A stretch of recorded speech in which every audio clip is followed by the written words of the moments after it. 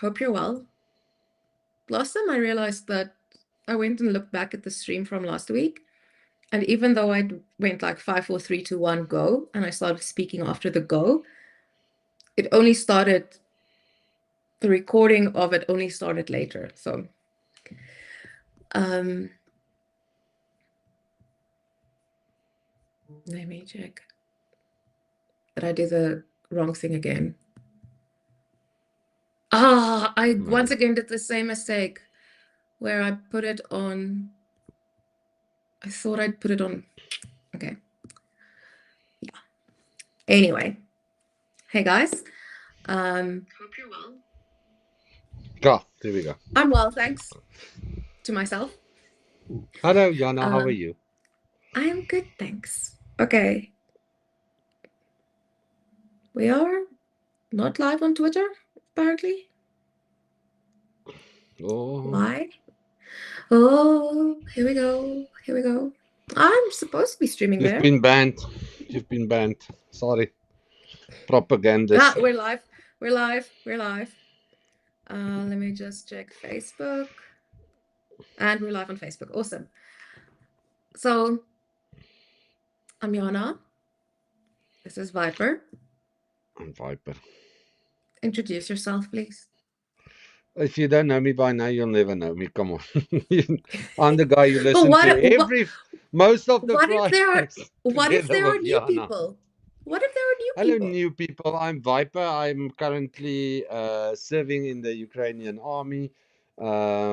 I'm married to one of the directors of Project Constantine, Helena, which is again benching and not working tonight. And she's eating ice cream. Yeah, let's not speak about that. And yeah, I've been fighting in the war since 2023. And that's me in a nutshell. I'm ex-South African, but been in Ukraine a long time. I mean, technically you're still South African because you don't have citizenship yet. No, but we're working hard on it. So hopefully the country loves me enough. Hopefully. Guys, we are waiting for Zhenya. He will be back. Or he will be online once he is online. Just want to say hi.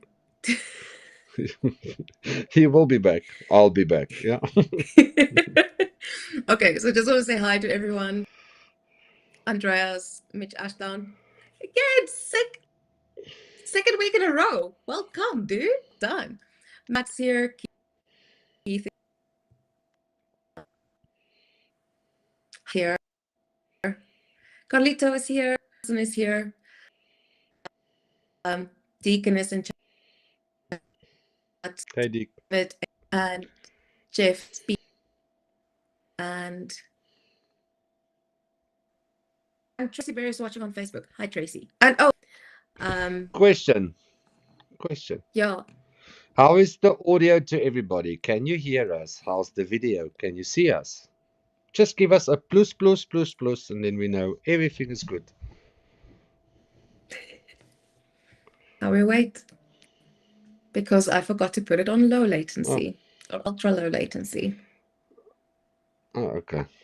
No problem. That is you. We used to wait. Hurry up and wait. It's all me. Hurry up and wait. Okay, we got a plus on YouTube. Okay, dobre. Carlito, thank you. And plus from Tracy on Facebook. Electronic. Are we going to start talking about Okay, Deacon says 3 out of 5 on me. Yes, the internet is bad in South Africa.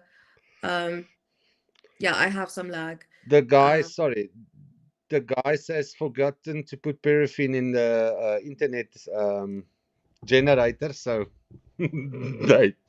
they will put it soon, and then the internet will be strong again.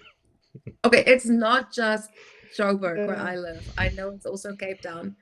I'll try the hard with the broken fingers. Johnny never got. Thank you very much for the 22 Norwegian crown. Yeah, I got to say that. I never get to say that. I'm stuttering at times on YouTube. I'm lagging once in a while. It's better now. I also picked it up. That's why I asked. I wonder if I can change my video quality, video resolution. No, but then not everybody's going to see how pretty your makeup is. So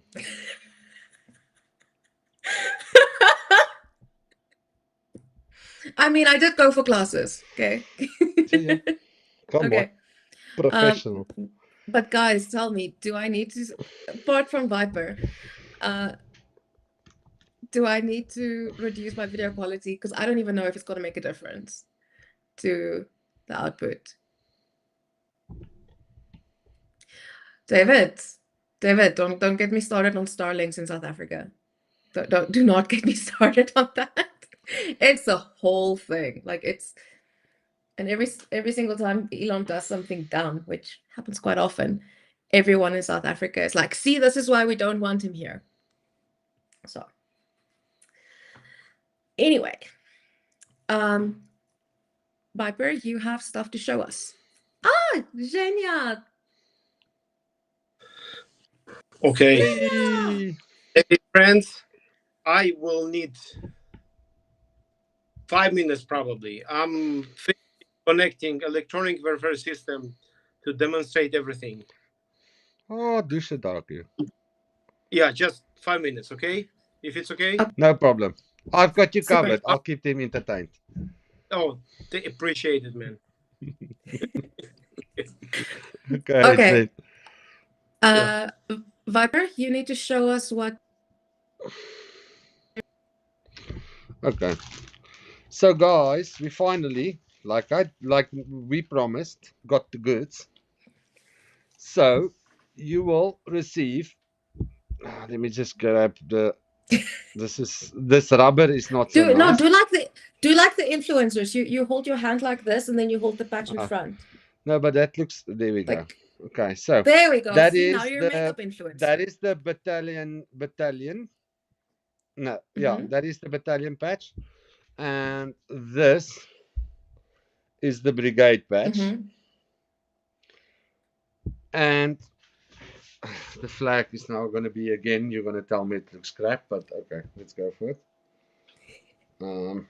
But it's a nice flag, guys. It's on our social media. I posted it. I forgot to post it. So that is the flag. It will be signed before we send it, but I forgot to post it on Discord. But the post is up on Facebook and on Twitter and on Instagram for you to go check it out, because I also forgot to post it on YouTube because my brain was like, nope.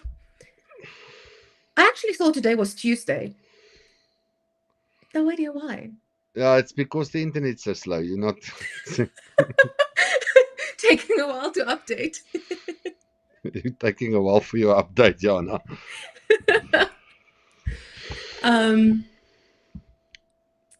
Okay, super. So yeah, those cool patches and the flag, which is an awesome flag. 25 $25 gets you an entry into the raffle. Danke. Yeah. No problem. And you can buy as many tickets as you want. Also, as you know, we are. Okay, I just need to mute some chats here because I'm getting sidetracked. Okay. We do have our summer fundraiser. Okay. And what are you laughing? Kan jy nie hoor nie? I'm laughing because you're like a cat that's got that little light. Wherever the light goes, the brain goes. So. Try and I'll focus, have you Jana. know, I was messaging our mods. Okay. Okay, just switch off the lights. Switch off the lights and focus. There we go. Okay. We do have the summer strength campaign. The goal is 173,000 euros. And we already have 2,684 euros and 95 cents. So we're getting there. Because Guys, we only launched it a week ago. Go and have a look at the description and what it is about, because I can promise you now. I can share it. Yeah, we can go and discuss it, because Yeah. It's really, really, as everybody knows, on summer offences and summertime, it's extremely difficult on the line. This is equipment and vehicles, and it's a lot of stuff that we pushing to get done as soon as possible to really make a difference for the summer. And by doing this, this is stuff that helps guys to with equipment to be able to go back home after the summer. And I mean, yeah, it's always difficult for us to ask, but I know how urgently we need it. So sitting on both sides of the fence. So, as you guys know, we're like committed to the 42nd Mechanized Brigade, the 67th Mechanized Brigade, and the 77th Air Mobile Brigade. And what we're fundraising for is 6 pickups, so 2 pickups for each unit, with rep systems, new tires, lifted suspension, and fully serviced. Because actually, on the fully serviced thing, I'm going to make a note on that. Let me just make a note so I can talk about it later. 15 Starlink terminals, so 15 for each unit. 15 Fossibot charging stations, also 5 for each. 2 fixed-wing reconnaissance drones. This will be going to the 42nd. And then the Holosun optics and the PVS night vision devices will also be going to the 42nd. Yeah. So I do want to talk about vehicles. And explain why we are emphasizing that it's fully serviced. So please explain. I must explain. Yeah.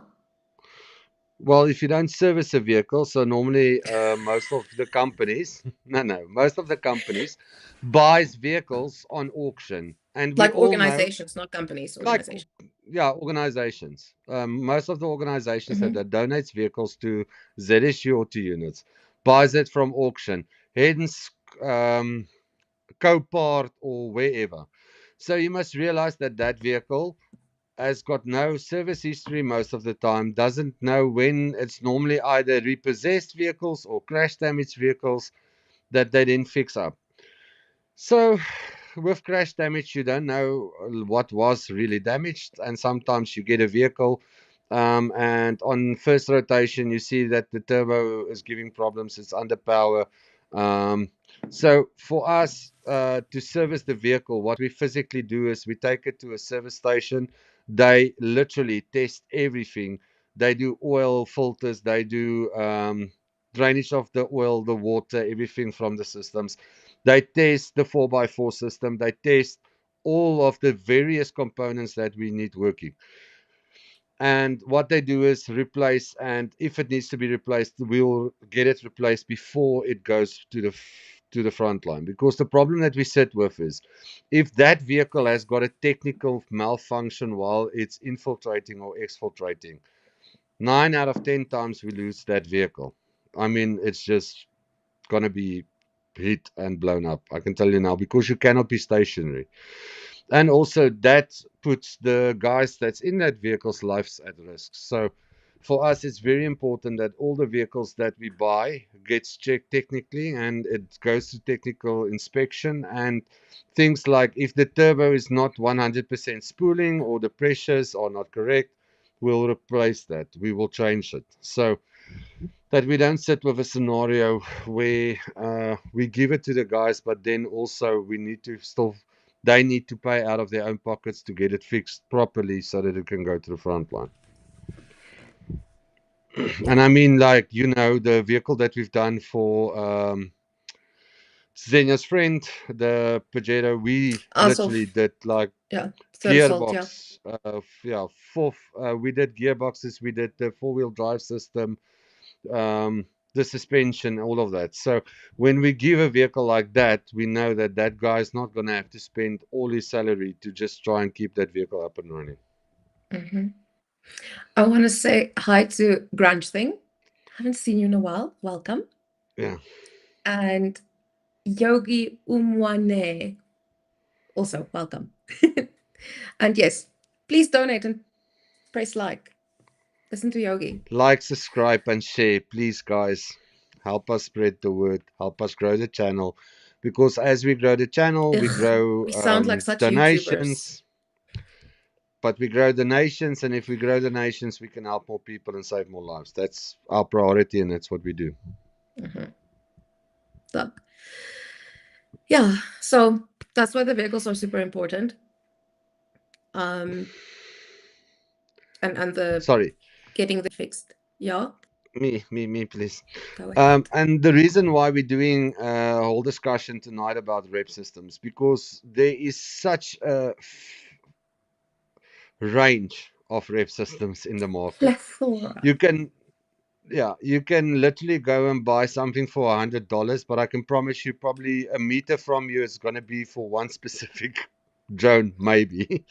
Maybe. And the problem is that very certain things needs to be in a rep system for us to be able to use it. Um, most of the rep systems are built, so Zhenya will explain all of that, how it works, the technologies works together with me.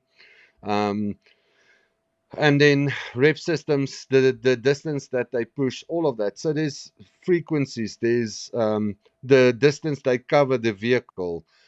So when people look at rep systems and they see that amount, they're like, oh, but I can buy this for $1,000. Yes, your $1,000 will be very, very not so well spent. It's like, why don't we use Fong Kong Ching Chong drones? Why?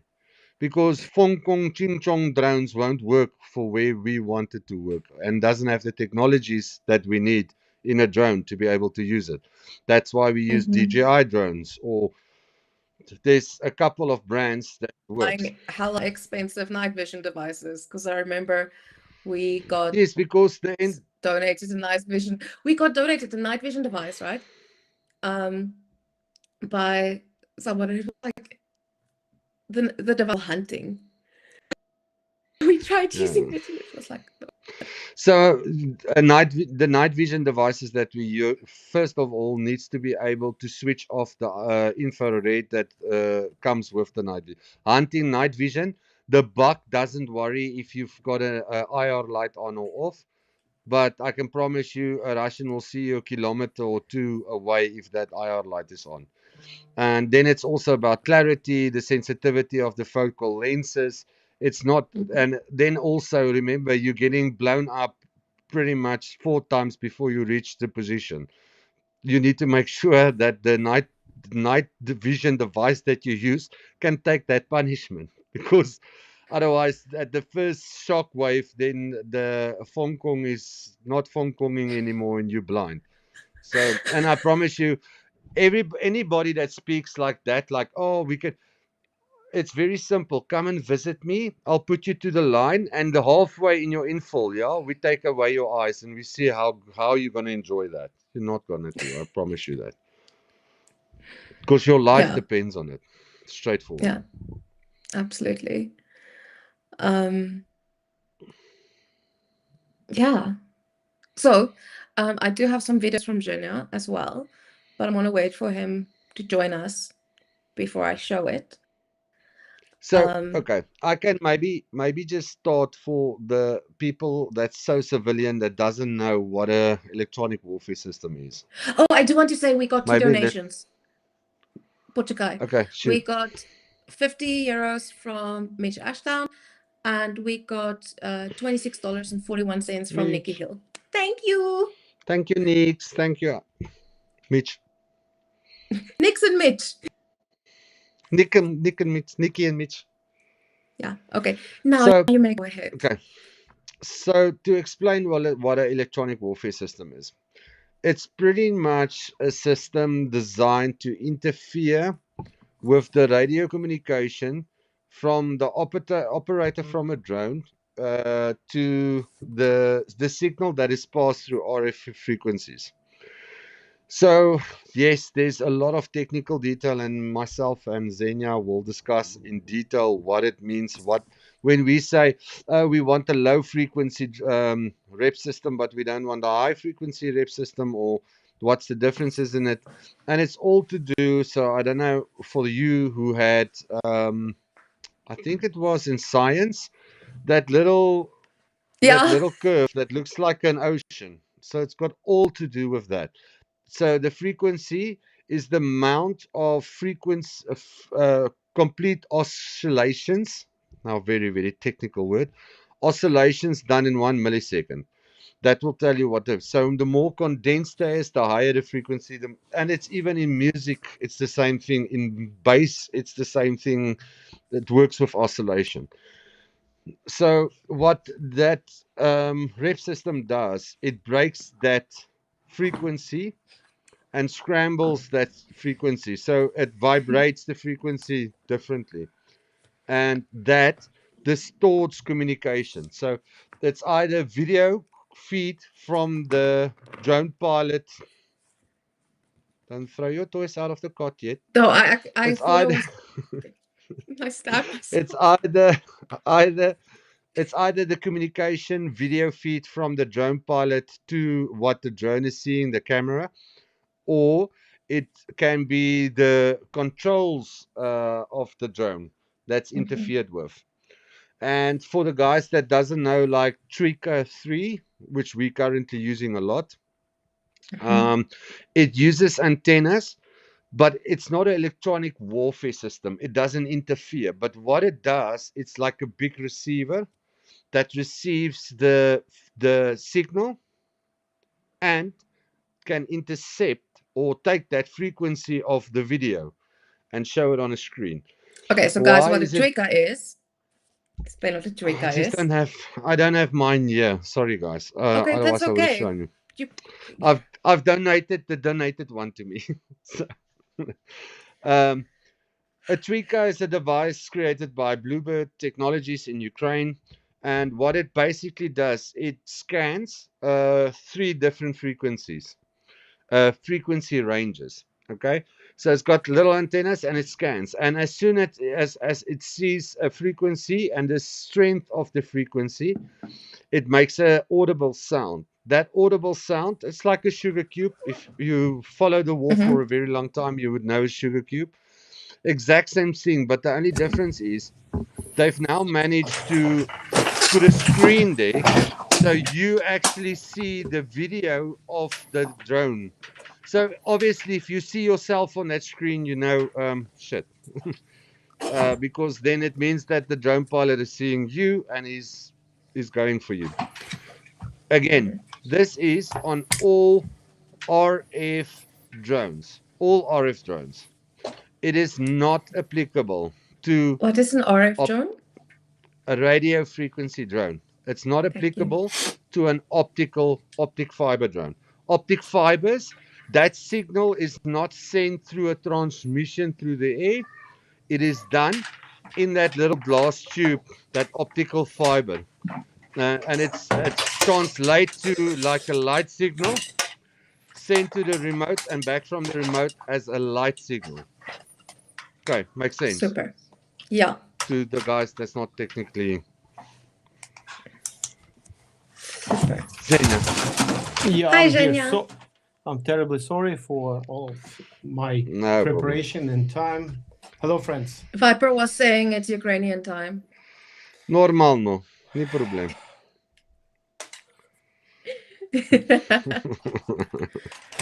That is your time. Okay. Hello, friends. So now it's my time. So what did you cover before?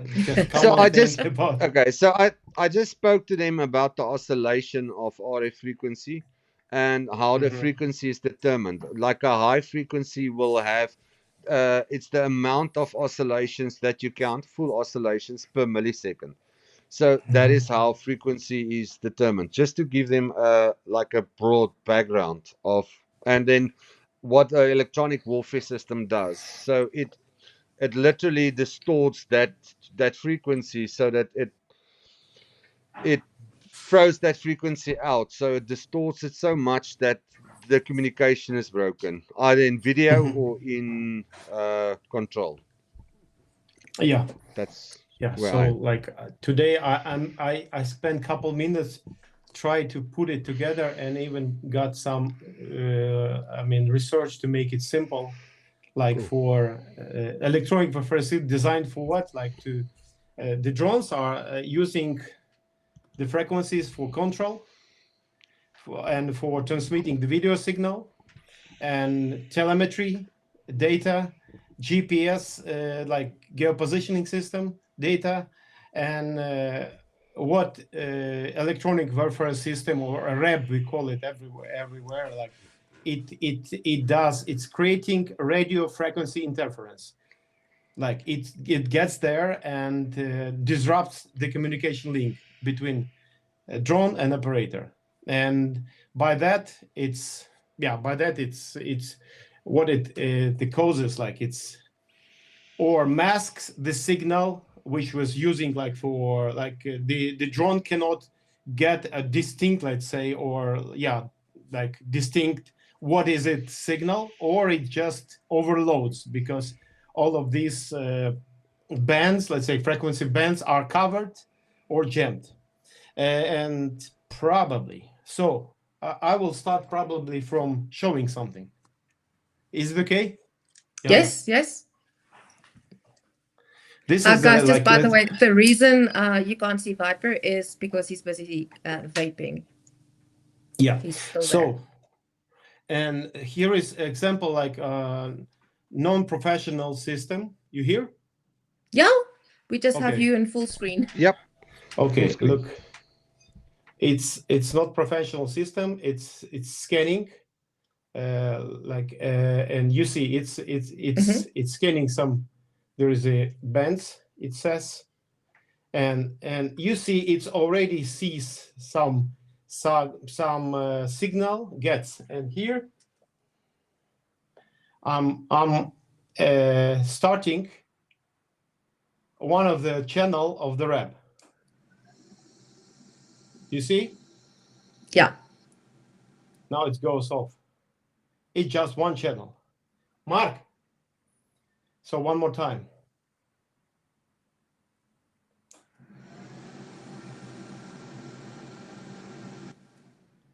It means that if the drone are using like exactly these bands for controlling, then it's the jammer, or like jammer, it's like a common name, or electronic warfare system, or like a lot of different names. I have here the system for 7 channels, and this is just one channel. And Mark, sorry, I'm calling my son, and sorry for that. He's the helper today, no problem. And until that, look at the type of and I will show you something. And here is, like, for example, antenna. Okay, you see, it's antenna for let's say one channel, and here is to compare the same. It's the other antenna. It's as well. It's antenna, and this is the other type of antenna. And one more. These two types, we call it patch. It's directional antennas, like for this, for 2.4 and 5.8 gigahertz. This is for about 700, 900 example. This is almost omnidirectional, but not. And this is like omnidirectional antenna. So this is why maybe you've seen different pictures and noise. На секунду. Let me show you what is 2 channels. Там зараз блакитна кнопочка з цієї сторони загориться. Нажмеш біля неї ще одну. Будь ласка. Зараз одна загориться біля неї, Ташу. Окей? На ящику.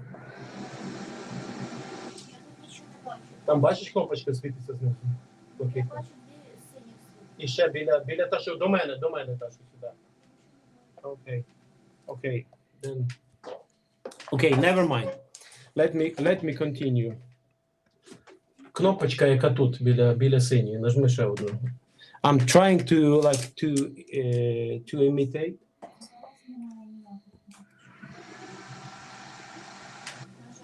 Oh, you see, 2 channels are jammed. Okay, yeah. Okay, so imagine that, imagine that there is a 7 channels and it's covered, let's say. So as more channels covered, the more protection, but this competition never ends. Is it right? Never. And it changes from week to week to week, sometimes 2 weeks, 3 weeks. Because in the operational area, as soon as you bring in warfare that blocks a specific range, yeah. To that explanation, I just want to add Tracy's question. Is this because drones can run on different frequencies? So just yes, that, yeah. So the different drones runs on different frequencies, but also you can go to the drone's software and hardware and adjust it so that it runs more software than hardware, but on a different frequency. So you can go and literally code the drone to run on a lower frequency or a higher frequency. So if you look at your typical FPV, your FPVs that we get is normally on a lower frequency. Then you jump to a mid-range frequency, which is normally, like in our area, Zala or Zala runs on a mid-frequency. Your Molnius runs on a mid-frequency, and then you get high frequency, which is normally your DJIs like to run on a higher frequency. So more your reconnaissance drones runs on higher frequencies. But then you also, and maybe Zhenya can explain, what is spoofing? What is when they spoof frequencies on drones? Okay, let's get a little bit back for okay, yeah. I do want to say thank you to Tirakul for the $50. Thank you. And let me just check here. Got that. Linda, I don't think I gave you a thank you shout out. So Linda, thank you for the $52.51. Okay, guys, remember, I know I'm like an ad break in between this very interesting conversation, but remember, we do have the raffle going. It's part of our Summer Strength fundraiser. $25 for a ticket, and then we have the raffle at the end of the stream. It is for 2 patches of the 67th Brigade. So the one is the battalion patch of the Unmanned Systems Battalion, and then the other one is the Brigade patch, and then we have a super cool Battalion Brigade merge flag. Okay, now you guys can continue. Sorry. So trying to get back on our topic, and let me go. Okay, now I'm ready to go. So when it goes about, let's say we've seen a band, let's say, and it's this band, for example, in here, one more time, just one more, and you see, for example, there is a corridor, let's say, from 420 megahertz until 540 megahertz, okay? And with the software, this is what Viper mentioned, with the software and special transmitters, and surely from other sides receivers, there is a possibility to create, let's say, jumping mode. When on the fly, it changes the frequencies. In Ukrainian, it's paperche. Imagine there is a river with 3 streams going out of it. So it will jump in between that 3 streams the whole time to check where's the strongest signal. So as soon as your ref system blocks, so we put a dam wall in the one stream, there's only 2 streams, it will still jump in between those streams to look where it can flow through the information. This is why it's important to cover, for example, like from 100 or like 300 up to 400, if to cover all of this, let's say, to close this corridor, possibility to use any of these bands. And this is what Viper mentioned. So why this competition never ends? Because when we see like this corridor, let's say the frequencies we're using are jammed by Russians, for example, we're looking for what is empty, what is possibility, where is this free corridor. For example, using one more time, this is like not a jammer, but this is just a house. You see these frequencies are, you see, somebody is using. So potentially, okay, here, if we imagine this is used by drones, and meaning that by jammers, let's say, by warfare systems, okay, we're looking, okay, let's use this frequency to get in, because it's not jammed, it's free, it's not busy, not occupied, and it goes every time from all the sides. This is why it goes from 100 megahertz, let's say. Now it's almost not possible, nobody using it, and it goes up to 8 gigahertz, and it goes, they trying to go it up even higher. Then yes, and then there is NASCO. Then without jamming your own drones, it's important to remember. And yes, this is why every unit who using electronic warfare system obligated to communicate with the responsible unit, for they would know that from one side, okay, our drones are flying on that frequency. Nobody can have a right, or at least for this time or something, using that frequency or jam this frequency. And if some unit gets a system, warfare system, they have to inform what frequencies, what channels they're using, and so on. It, like, let's say, in the perfect way. Yes, Viper? In a very, very perfect scenario. It doesn't always work like that. Yeah. So so this is every time. And then we did mention the power and why. Okay, one more thing, like why we use, for example, this antenna. Can be used like on the car or other places. Okay, this type, for example, or better, even this type. It says, for example, where you can see the frequencies. Okay, you see? Yeah. And this is like directional antenna. It has angle, probably 40 or 60 degrees angle. It's directional. Using this type of antenna, using on fixed places to cover zone right above the jammer.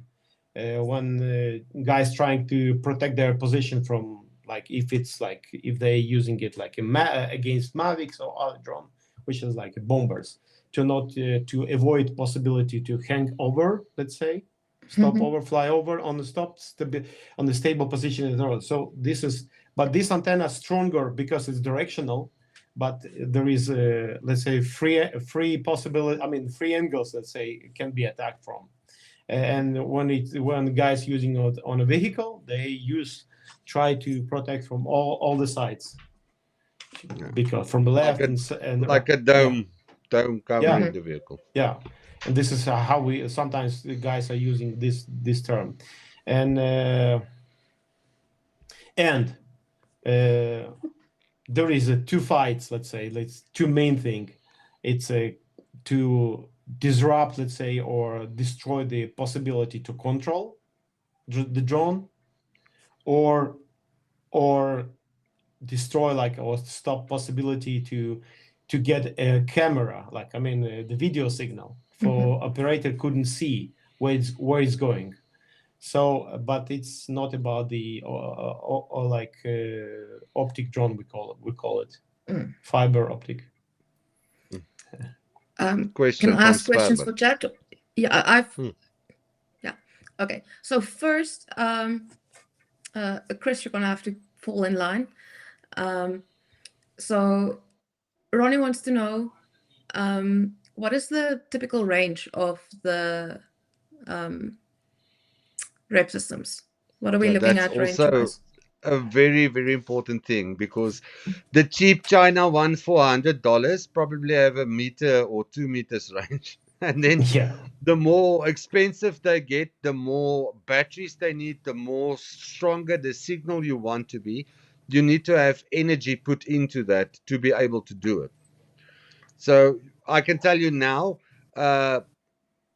without breaking OPSEC, some of the huge systems that can be used can block out communications for like 4 or 5 kilometers. But again, that's such a huge system that the Russians can bomb and can throw and can. So is it easy to use? No, it's not. Are it being used? I think earlier in the war, yes. Now, not so much, because it becomes so dangerous for those operators, because you're talking about something very big. That is a big target. So it's not so easy with the drone war at the moment. Okay. Yes. And the then, question. Yeah. Sorry. Okay. Then I have another question. Do you want to add on to Viper's answer? Yeah. I've got another question. Okay. Then about the distance. Yes. It's there is a few different factors. One, it's the strength of the signal of electronic warfare system per channel. It depends as well. It depends of the width of the channels. Let's say it can be as let's say, if example, if we take like 100 watts high frequency module generator, if it be used all of this power to cover 50 megahertz channel or 200 megahertz channel, surely then the power goes less as wider it is from one side. So, and there is important moment, the distance between operator and drone, and the distance between drone and jammer. Meaning, if it's a long distance between surely directional signal from the pilot to drone, as longer this distance, the weaker the signal, and opposite. So let's say any jammer can save life, even it lasts 20 meters, if it's not a system which like fixes the target and then goes automatically, then it's attacking. But good if it's like jamming or interrupt the signal for 200, 400 meters, 500 meters, 1 kilometer. It depends, different factors. And antennas, yeah, okay, go Viper. Just it's a very simple question. Do you want 3 kilograms of explosives to fall 20 meters from you, or do you want it to fall 100 meters from you, or 200 meters? Yeah. It's simple. So yeah, very simple. it's simple math. It's not that difficult. Yeah. So like, surely as more power you have like in that system, more possibility you have from one side. But the other side, last thing, Yana, it's not, there is a limit of using like the channel I'm using, like one channel takes about 100 watts. This the just one that block takes about 1000 watts. Meaning if you have a good system, it can take like 2,000 or 3,000 watts power. Where do you have that kind of batteries in that vehicle? And one side, the other side, there is a big, like there is a demands, let's say technical demands, it's a physics, because it depends on the length of the wave. And there should be a distance between antennas. It depends on frequency. And if you want to cover everything, yeah, it's like potentially it is possible, but you have huge, like you need to have a huge place to install all of that types of antenna, and you have like a power station, I don't know, like maybe nuclear, I don't know. It's not a laser, but you need nuclear submarines power to run it and block it. Yeah. Okay, so I think that answers Mitch's question. Chris wants to know, Zhenya, are we able to work with broadband bursts to reduce or basically making it a huge attack vector for jamming that orcs aren't able to cover? let me find it one more time. To work with the broadband bars to reduce, so basically making it a huge attack vector for jamming orcs aren't able to cover.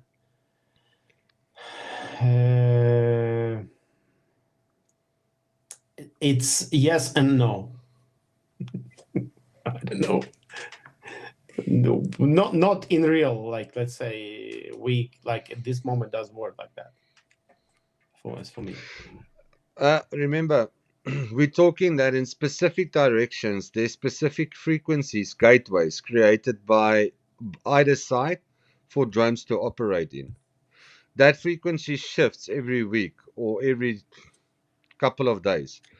But you cannot go and blast broad-based directional wave, because if you have to do that, you will blast a wave, say for instance, the longest you're going to maintain it with a huge power source that is not that huge, that can't be seen by them, is probably a 1 or 1.2 second little interval. Then you have to reload and recharge that system again to be able to again do that. But the problem that you sit with is, even if they lose, for us it takes 7 minutes for FPV to reach you.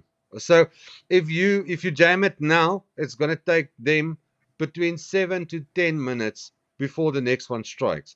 So even if you burst, I can tell you, you're going to maybe clear a pathway, but it will be filled so quickly that by the time that you want to do your next burst, that equipment will either be destroyed, or it will be, or already it will be, that void will be filled.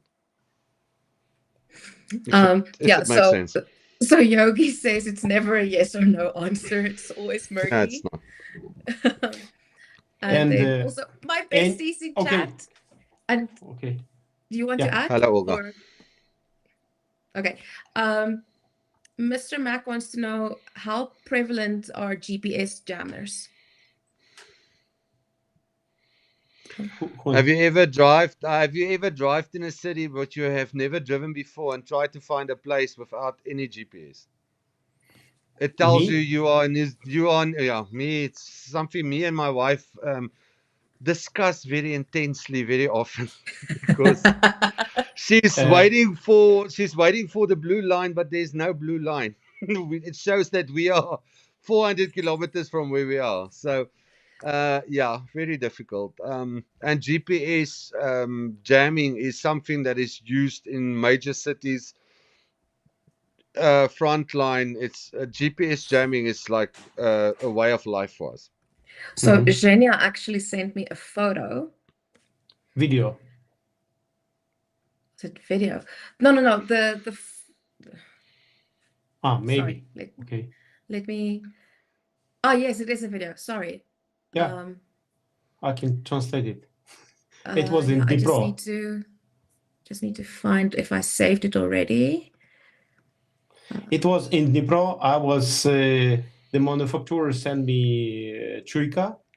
It's a drone detector equipment with the possibility to intercept a video signal of the operator of the drone, let's say, transmits. And it was like sent to Dnipro to one of the unit of Nova Poshta, one of the offices. And I was at Dnipro trying to find the way. So on the app, you just press it, and it goes to Google Maps and needs to take, to show you the way there. So Jana, if you can just play it, I was sharing it with my friends.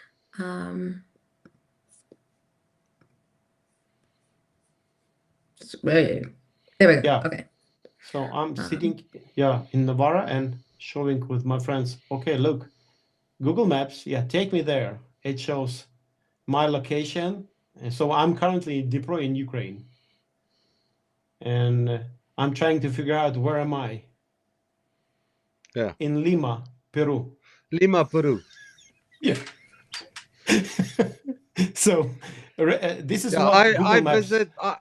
I visit Germany very often. I'm like a frequent flyer all over the world because it will show me sometimes I'm in California, sometimes in Germany, sometimes in Argentina. It's always funny to see where we end up when GPS is when Halia and I were in Sumi, I opened my maps and it said I was in Russia,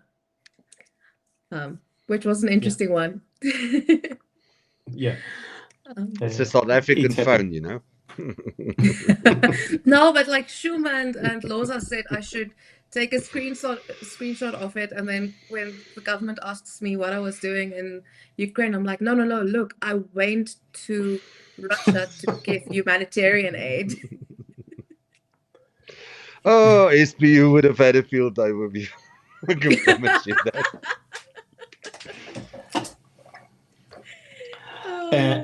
What happened? Jana, have you showed that video I sent you about No. I was waiting for you to join. Okay, if it's you can do what's happening. There is two options, two possibilities. There is more, but two possibilities. I've sent a video of what's happening with the drone when there is a jammer, being active and kills that signal, let's say, interrupts. One scenario, the operator lost possibility to control it and sees everything. The other scenario lost all of it and a video signal and yes. So one scenario, operator can have a video. The third scenario is operator can have control, but he sees nothing. So he doesn't know where to fly. So there is two versions here on that video. And it was a test of electronic warfare system time ago. I'm gonna put this in. Oh, that's not changing much, so we can keep ourselves here. Okay. Yeah. Super. So play it. And there is it says if you see it's losing the possibility to control. And if you play it from the beginning, let's play it from the beginning one more time. You can see there is a vehicle down, the green one. And if it's attacks, goes on an attack, and look what's going on. He losing everything. And we paid for this drone to repair because we wanted to make sure everything is working. And on what distance? Okay, the next one is in the fog. You can see the medevacs there, the green one, and the people. And then and it was the previous version. Yeah, X-Loss. See, RX loss. And you see a pink. Okay. Okay. And then this one is, No, I'm saying you go. And this one is the example when operator can have a signal, and we've been on on the radio, on the radios, and he was when he was losing the signal of control, he says, "Hey, switch it off, switch it off," and you can see it was this is what was happening. But the video every time was on. We didn't use didn't jam the video channel, say. Okay.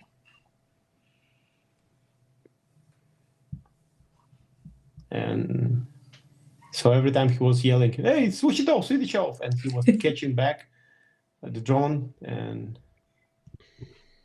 yeah, you can, if you ever seen it, like, then you can see the distance in the end of this road, let's say, track.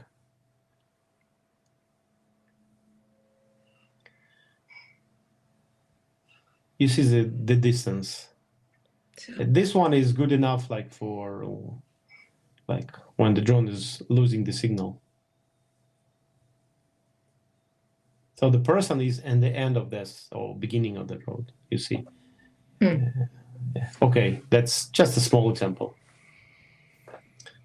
And I'm sure Viper could share and seen it many times when the drones are just flying somewhere. It's amazing. Amazing if you know that it's your vehicle that it's trying to hit and you see it explode a couple 50 meters away from you and it's falling out of the sky.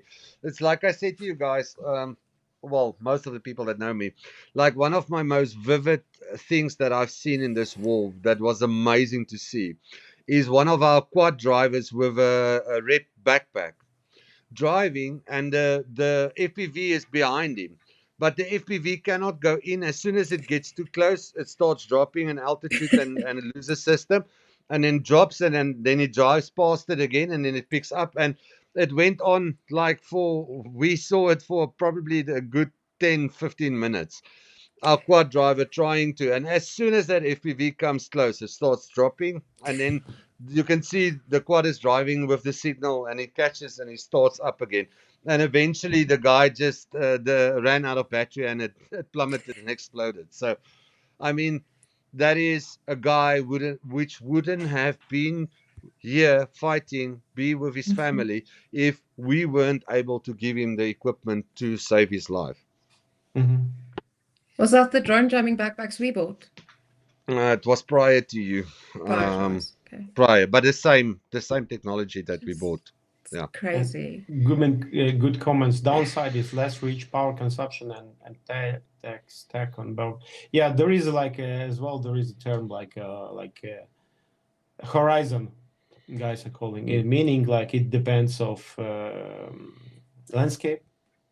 It depends of the how high transmitter or receiver and how high is drone. All of that, it's like all of this. It's too many factors. Like and our guys are doing everything they can, but yeah, to have it like to be protected for guys and teach all of that stuff. And when using like own FPVs to protect our land from invaders, surely trying to do the best to using technologies and the knowledge to do it.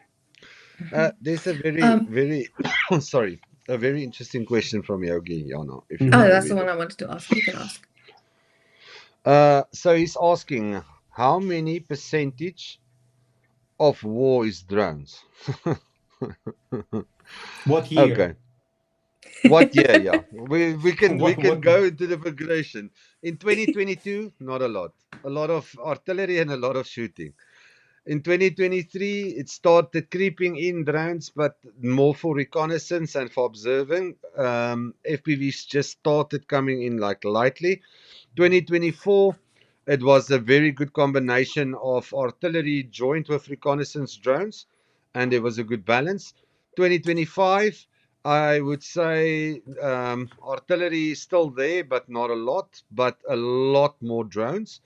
And where we are now, 90% at least, I could say easily, comfortably, is drone warfare. Are there still humans? Yes. Like I would always say, my guy still needs to go in, do clearances and things like that. Are there always the human factor? Yes. Are there still artillery from both sides? For sure. There's a lot of artillery still.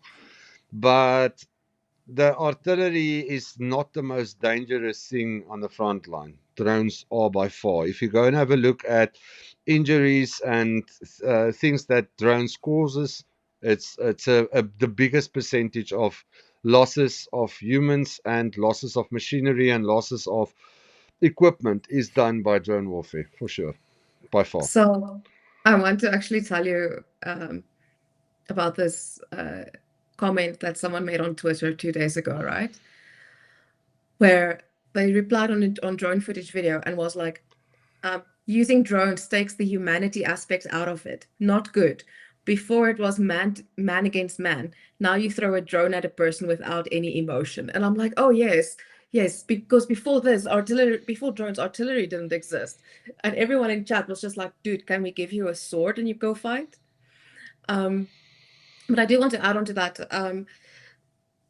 It's already the case that your guys operate, you don't just go send them out without drone footage, like you watch them the whole time, because I think there might be some misunderstanding among some people where they think drones operate independently from infantry or No, it's recon like you guys. All systems are integrated 100%. Mhm. So warfare, electronic warfare groups works together with sappers, works together with reconnaissance, works together with drone teams, works together with logistics. It's all an integrated system, and I cannot speak exactly what I'm talking about, obviously, but I can tell you now it's the integration of all those things which is making Ukraine very successful at the moment. Um, and from the beginning of the war, I think it was still the case. It's not like I just think that we're only seeing the seeds that was planted in 2022, 2023, 2024, 2025, all the work that was done then. We are starting to see some of that fruit coming through now in 2026. Is it ideal? Is it like we are perfect? No, not at all. I mean, there's always development, there's always change. Adaptation to that change is what is the most difficult thing in any war. I mean, you can go back in history to the Second World War when the P-51 was introduced, the Mustang in aviation. It dominated the sky. But as quick as you get that domination, you will lose that domination because there's systems that works continuously development from both sides. It's not like we are developing and the Russians are not. I mean, they also developing and they've got China also that's helping them. I mean, that's a huge thing because from a technology point of view, China might not have the best technologies, but they can scale better than any other country in the world. I do just want to answer, like, address what Lisa said, where she says, I don't remember Pete talking much about drones. You know, the interesting thing was, we had, when our team was in the Siberiansky forest, we got fishing nets that were actually shipped from Canada, because Canadian salmon is apparently much stronger than Norwegian salmon. So the fishing nets from Norway weren't that good quality. So it's like old retired fishing nets that were shipped all the way from Canada to Ukraine. And that was then used to basically create a mesh safety barrier against drones. So back then it was manageable, but the drones, the frequency of drones wasn't it wasn't what it is today. Then we got to the point when 67th moved on to Chasov Yar, where suddenly you do not have tree cover and you're dealing in like flat area. Please donate. Okay, wait, I'm gonna flip Zhenya around so that it's there we go. Please. So when it got to Chasov Yar, we got to the point where there were days where our guys, like Pete and the guys, could not go and evacuate a soldier because there's constant drone coverage from the Russians and there's no cover. So then it switched to Kazivacs can actually only properly work at night, because thermal drones weren't really a thing. It was there, but it wasn't there. So we were discussing getting thermal drones. And yeah, so That was the Also, evolution, I think. And then after remember that. Tasafyar, Sorry, we're talking about 2024. yeah. So now mid 2024 versus 2026, 2 years later, we're also almost mid 2026. So if you look at that, the war has changed completely. It's a completely different war. Like you're talking about Kazivax. Kazivax in most of the areas now is almost impossible. Almost. I mean, it's extremely difficult. You cannot go in with a vehicle. You cannot drive where you used to drive. Our stabilization points cannot be where they used to be. They way more back because of the reach of drones. So you can imagine that as a wounded soldier, how difficult it must be. Um, where we could have probably in 2024, we could get you out of an area in half an hour. Now we're literally talking it might take a day or two, depending on weather, depending on everything. It's not that simple anymore. It's just not. I do want to say, yeah. Just want to say thank you to Ronnie for the 5 gifted.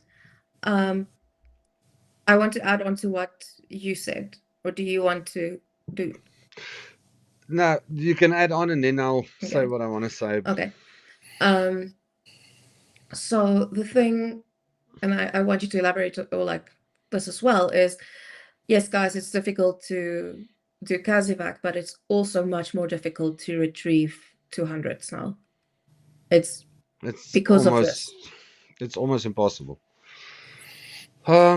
It's not impossible. It is being done. I can just tell you out of personal experience, it's extremely difficult. It's not something that, yes, we've got ground drones, but ground drones are limited in capability. We don't have a ground drone that can drive at 100 kilometers an hour to outdrive whatever's trying to hit it. The capabilities are getting there, but at the end of the day, it's extremely difficult because as soon as, and it's not only their side, our side does exactly the same. As soon as you're trying to send somebody in to do, for instance, a 200 evacuation, I mean, they will literally put optics next to that body and wait for you because they know that the Ukrainians normally come and we like to take our injured or our fallen out of the area of operations. And I can tell you now that for the next week or 2 or 3 or 4, they will focus on that. And that is like, you cannot even come close to that area. Is it impossible? No, it's not impossible. Nothing is impossible. But you need a couple of factors to work very closely together. You need extremely good weather, so it needs to, sorry for the word, piss with rain. Or it needs to be extremely foggy that you can't see your hand in front of your face. Then it's possible. And obviously with 200s, we geotag and we try to get identification and we take DNA. Normally the guys know that they will take DNA with them to identify that it's a fallen soldier, and we know where all of them are. But at the end of the day, it's extremely difficult to exfil. And if we can, I promise you, we do it in a heartbeat. It's in a heartbeat, for sure. Yeah. But you Sorry. did okay. So sorry. Ronnie did donate another membership. So he's donated 6 memberships, guys. Amazing. Thank you so much. And then I think Mitch, I think it was you, but I missed the exact thing now. But you did touch on it, Viper, that does rain impact jamming? Yes, for sure, because you're sitting with a mass in the air that works into the radio frequency. But also, listen, is there zero drones when it rains very hard? No, there's still drones because you get concealed engines, things like that, that work specifically to not take water in. But of the 100% of capability, there might be probably 10 to 15% of capability that they can use in that scenario. So are you free to go and everything stands still? By no chance. It's just so much more difficult for them through reconnaissance.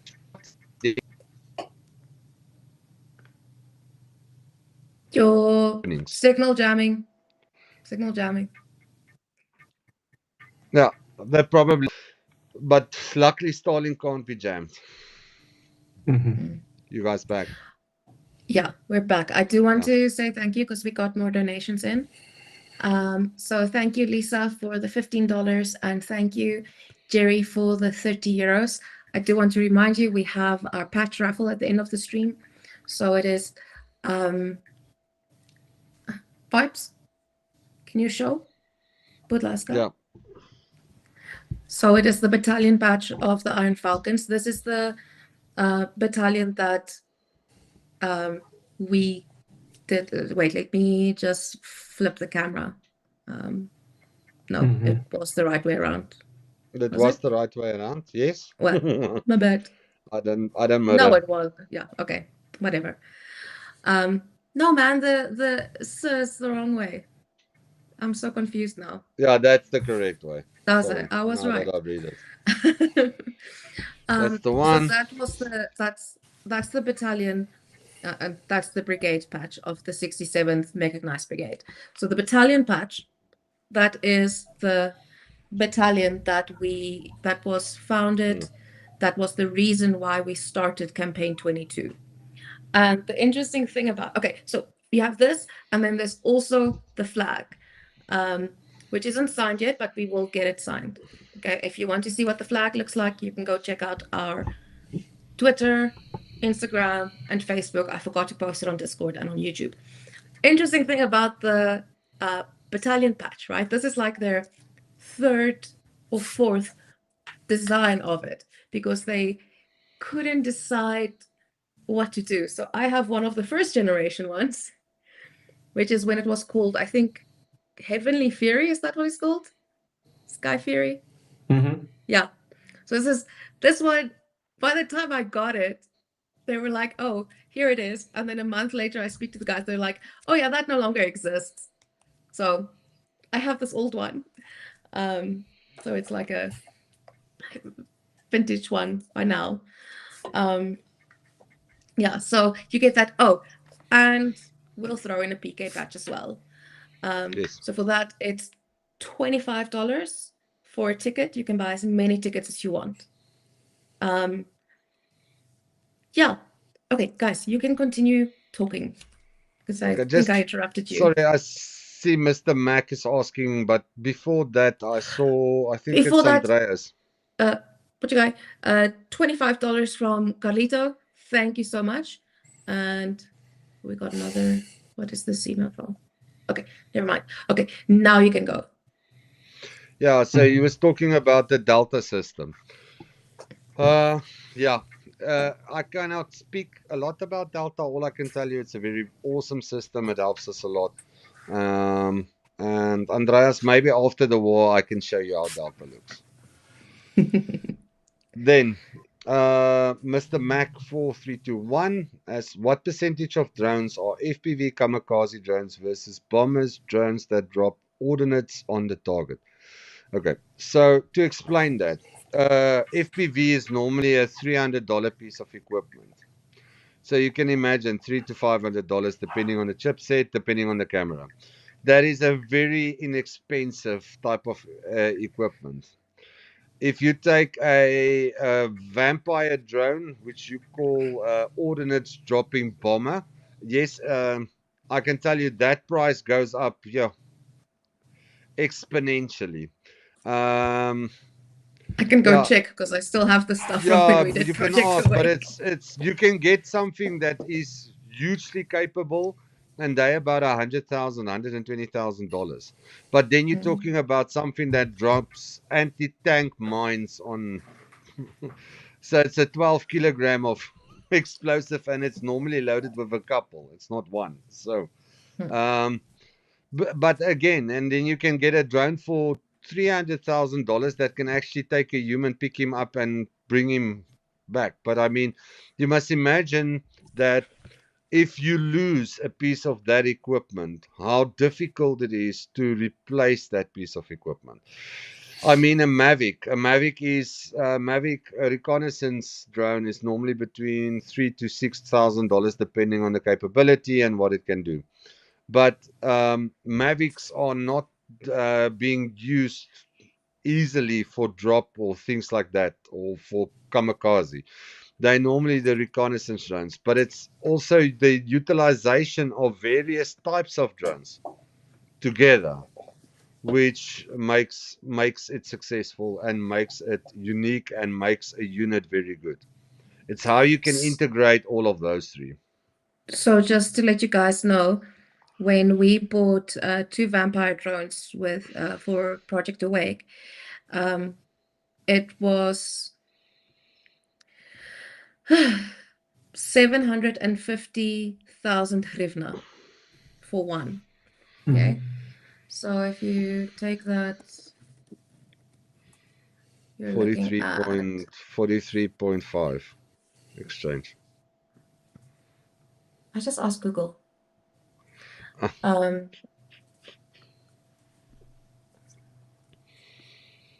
Maybe Google is not right.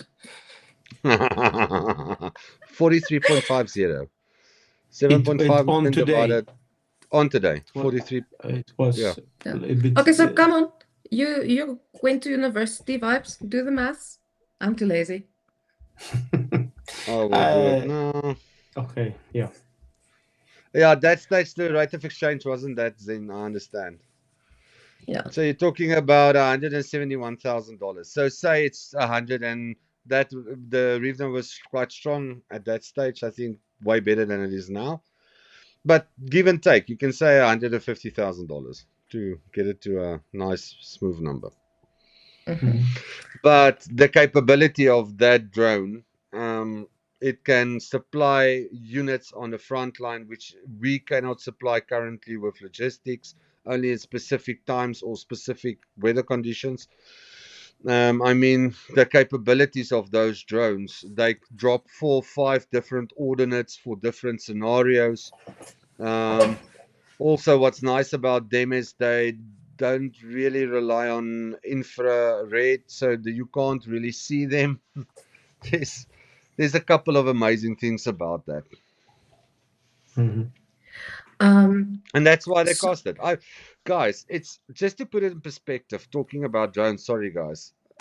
If you buy a FLIR camera that can spot enemy at 8 kilometers, like FLIR, like the best Zhenya would know.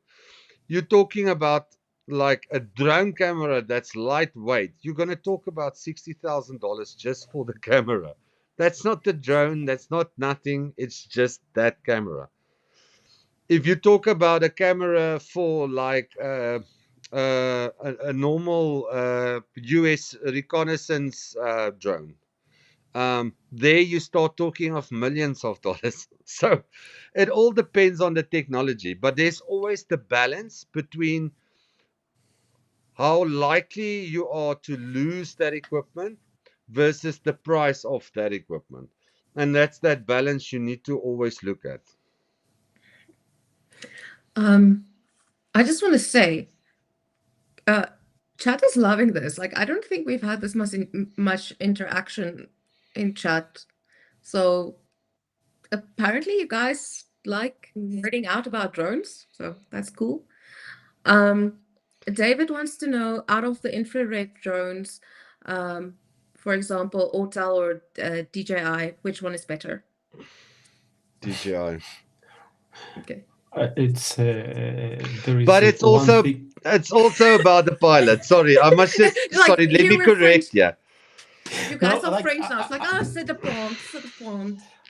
No, I mean, like the question is what people. So let me take 1 minute. When it was beginning, the first drones used it in 2022. The first drones, and we were calling it wedding drones. So, and people were quite skeptical about this that time, and situation being changed. Now DJI drones, Autel drones, Ukrainians are doing own software for this. Let's say doing some changes, flashing it to use it the way army needs, and it from both sides.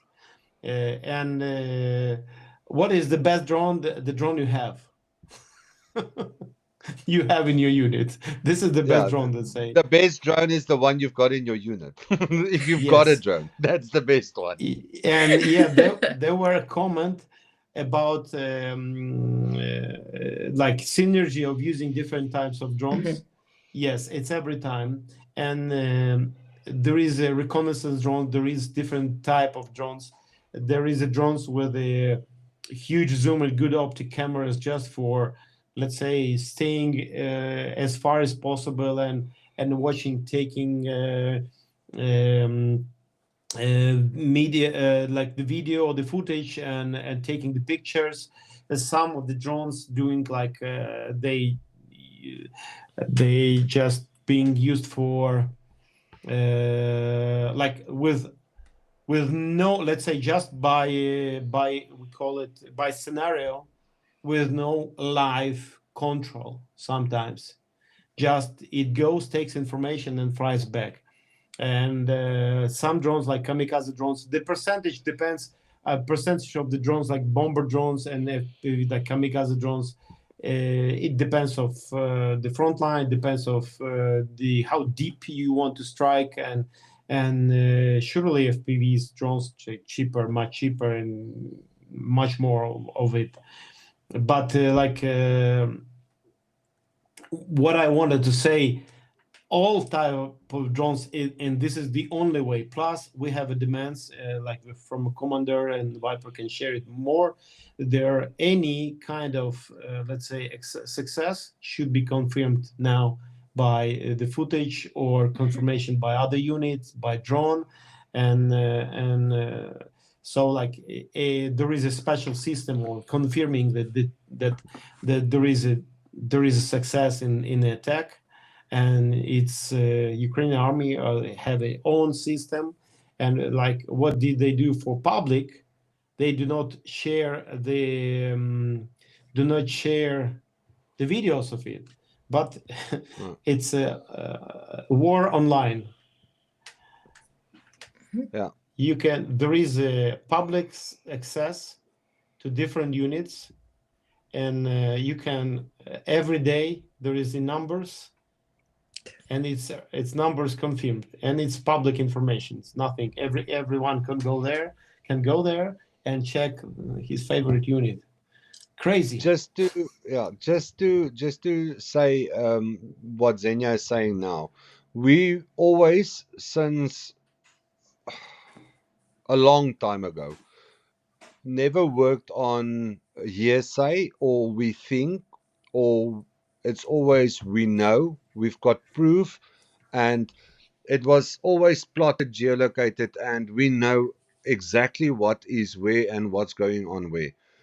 Yes, that is footage now that you can enjoy from your favorite units, which is amazing. Which now, like Andreas, that's asking for access to Delta. It's not Delta, but you can get close to actually seeing some of the units' performances, and which is nice because the public always thinks of the best social media unit as the most successful unit, which is not the truth. You can I love how you're not saying the name, but everyone knows who you're talking about.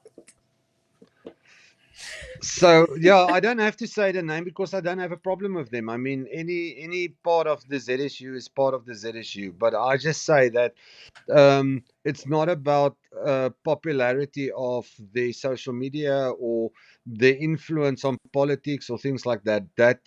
What's nice about that is you'll see units very successful that you even not have heard of, and that's what's so nice about it. And it gives them the opportunity to then ask for support and also get support.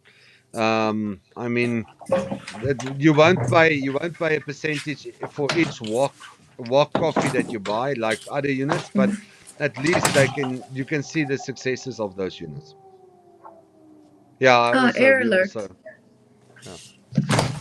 Okay. Big drones, maybe. But Zhenya, don't worry, we've been giving them carrots today.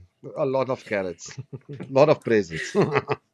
Okay, I do want to say, so Mitch Ashdown says it makes for some difficult decisions purchasing and selecting to use, I should think. So on that, I want to tell you this is one of the reasons, because obviously my job here is to get donations. So this is why at PK, even though pretty sure other orgs do it as well, but we definitely do it. Orgs or organizations. Orgs, I just want to organizations. clarify. I said good, not good. I just want to clarify to everybody. So what we do is before buying a drone, like the guys, like Viper will come to us and he'll be like, hey, I need this specific drone for this and this and this reasons. And this is why we're getting this one. These are the specs I need. We get the same from the 67th and the 77th. So I think things have also changed quite a bit in the past 2 years, where when we first just started buying drones, we were buying drones, and now we're buying equipment to make drones with, right? So yes, we'll still buy a DJI every now and then, but a lot of what we're buying, or like the two fixed wing recon drones that we're buying for our summer campaign, but a lot of what we're buying now is like 3D printers. Okay, everyone's set up with it by now, because we bought it, but like 3D printers for the guys to make their own stuff. And I know 67th and 77th, they all have their R&D side, their research and development side that they do themselves. Since we are working with an infantry battalion in the 42nd Brigade, I don't know if they have their own R&D for drones. Maybe go onto Wikipedia and go and have a look of the 42nd Wikipedia, what's Battalion. Wikipedia? Wikipedia, so that you can see that we actually have a deep strike unit in our brigade as well. We're a huge brigade. We've got 18 battalions. So we're not small by no stretch of the imagination. And remember, although you work with motorized infantry battalion, we also have a huge drone presence. Huge. And I mean, I know, like I've you seen guys, those yeah, drones. you guys have sponsored 6 Starlings to the units. That was all going to drones. It's not for infantry. And I mean, we also got ground drone units. It's just we don't flash it about. To be honest with you, it's part It's of who like, we are and part of what we do. this is like old money versus new money, Rich. It's like what it feels like. No, but it is, you know what? Every unit in the ZSU has got a drone unit or a drone battalion or a drone. So it's nothing new anymore. We all have our own R&D. We all have our own development, because the thing is, yes, there's companies that does this development, and yes, we can buy it from them. Please donate. I must remember. There's companies like Bluebird where we can buy specific stuff that is manufactured in Ukraine that's specific to range extension, things like that. Yes, we don't have to manufacture and go and solder the stuff ourselves, but then also we've got like Zhenya that's got guys that can solder stuff and can help us with a battery pack, for instance, specific to the needs of the drones that we've got or developing. But I mean, it's all these guys has been not only just working, but seeing the technology that is in a DJI gimbal, in a DJI drone, in any of the drones that we use. So why not start manufacturing and doing it ourselves, but pay that premium for stuff that we can do better than they can at the moment, because we know what works in battle and doesn't work in battle. Bringing me quickly to Andreas's question. Yeah. How realistic are infantry ops in concert with ground drones plus aerial drones on a platoon level, controlled by operators integrated into a team not back in position? I would say it's like Bach's Ninth Symphony. That's how good we are. We all integrated. I can tell you that. How we integrated, I cannot speak to you about, but I can tell you, we like a symphony for sure. It's Day always in, funny for day me out, when I night see in, night out. people say like, no, it's evolving, they will integrate. I'm like, no, they've been integrated, dude. And it works all together, not just in one unit. Like, to have a picture, there is a neighboring unit, there is a unit, let's say, with a possibility, like, I mean, with very specific drones and possibility for reconnaissance, so they share this information. And like to other units, it has success. I mean, no other unit have access to it. Then for how long people are using usually drone? I mean, jammer, minutes. Yeah. Minutes, because it's killing the battery, let's say. And so it's usually 30 minutes, can be 40 minutes, sometimes 15 minutes. And sometimes people, what our guys are using, they using a special like drone detector, and not using, they just running, and sometimes they see the signal. Okay, only from this moment they can, some units doing like that, some guys, they initiate like, or starting the buffer system. Some guys are not allowed to use the system just for very short period. On a local, on a stable position, not on the vehicles.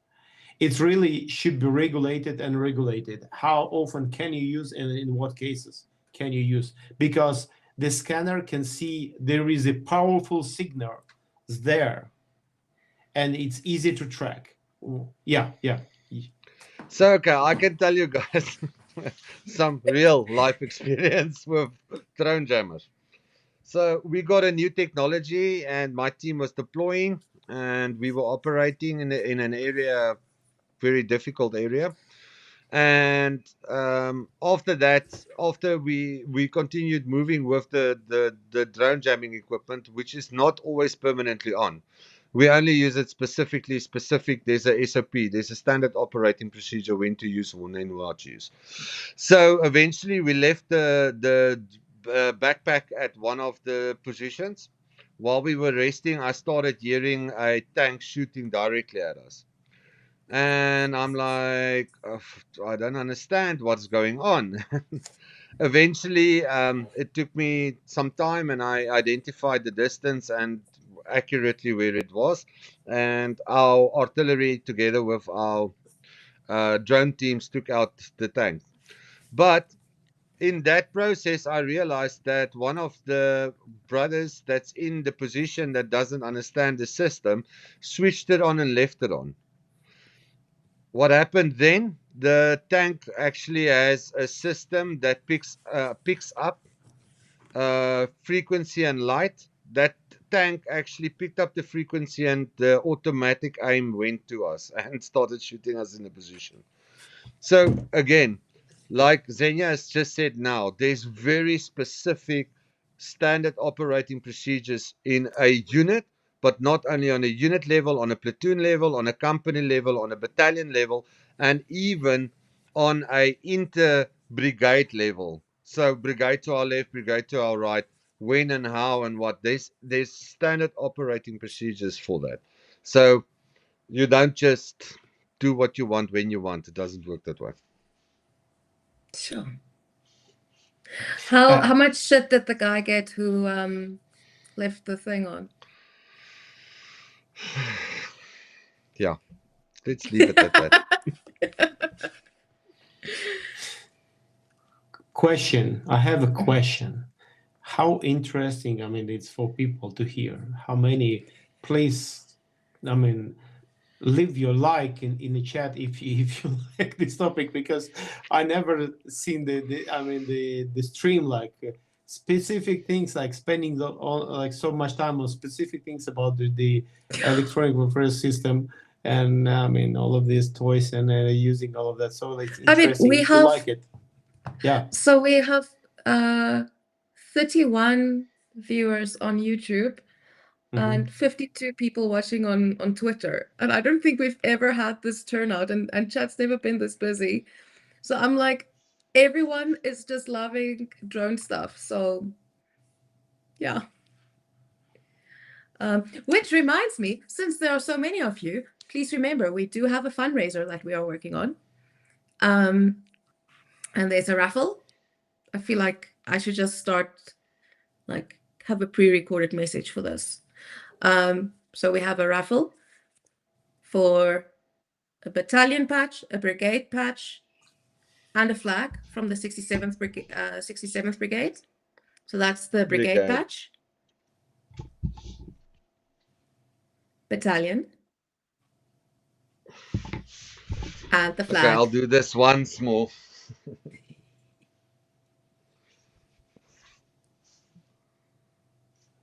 Okay, it's a nice flag, eh, Zhenya? It's a very nice flag. No doubts. So it will be signed before we send it. We just could not get it signed because Spajor and the guys were unavailable. We are fighting a war because they were actually working. Like they slept over at the office. So tickets are $25, and then we will raffle it at the end of the stream. Yeah. So for the tickets, please you donate to PayPal or our summer campaign or any of our campaigns on DonorBox, but $25 there. Super chats don't count for raffle entries. I'm sorry. Because YouTube takes a 30% cut, so then it doesn't work that well. It's also just much easier to track, to know exactly who sent what. If you're using PayPal, DonorBox, and you can also buy it on Buy Me a Coffee. I'm tracking everything on my side. So, put Laska.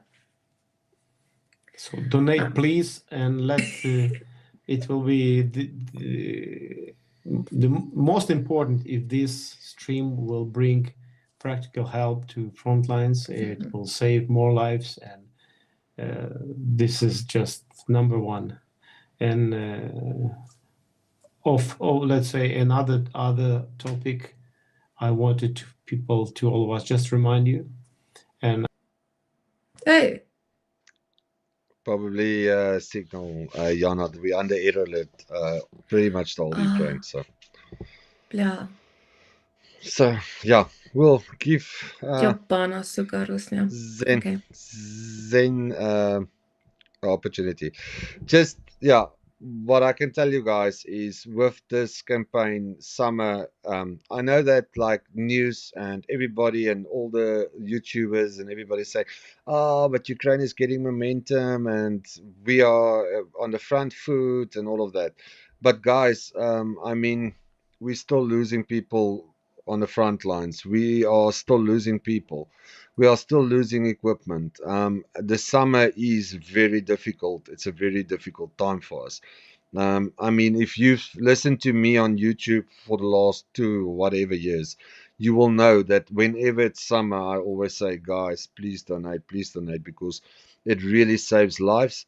It doesn't only save lives, it gives the equipment to help the guys and to make sure that I can, after their contract, send them back to their families as whole as possible without and I mean, like, we had, to put it in perspective, we had 2 amputations just in the last month. So I only knew about the one. You got another one. Yeah, one is yesterday. So very serious, 300. So yeah, please guys, your donations, I know that everybody says, oh, your donations makes a difference, but your donations goes to units that has got people on the line that really gets to save their lives. It's not just vehicles, it's not just rep systems, it's not Okay, Viper's back. Yeah, Welkom so terug. it's and sorry Zhenya's guys, back as well. we're on a very strong error alert at the moment. Okay. So yeah, it helps saves lives, and it literally helps save lives. Like, you can speak to one of the guys that's actually in our chat. I mean, like, a medical backpack that was donated Is by Dick you still guys. here?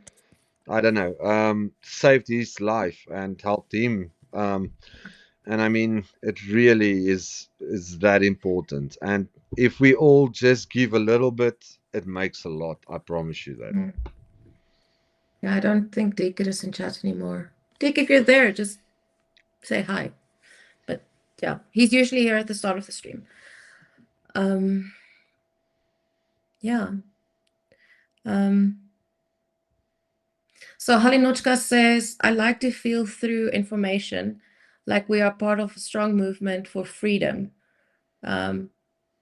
Because we care and you care. Ek moet dit gou get the delivery. Ek kom nou. Yeah, cool. No problem. So I'll keep them busy. Yeah, that's the truth, Peter. Brady. It's things can change so quickly on this front line.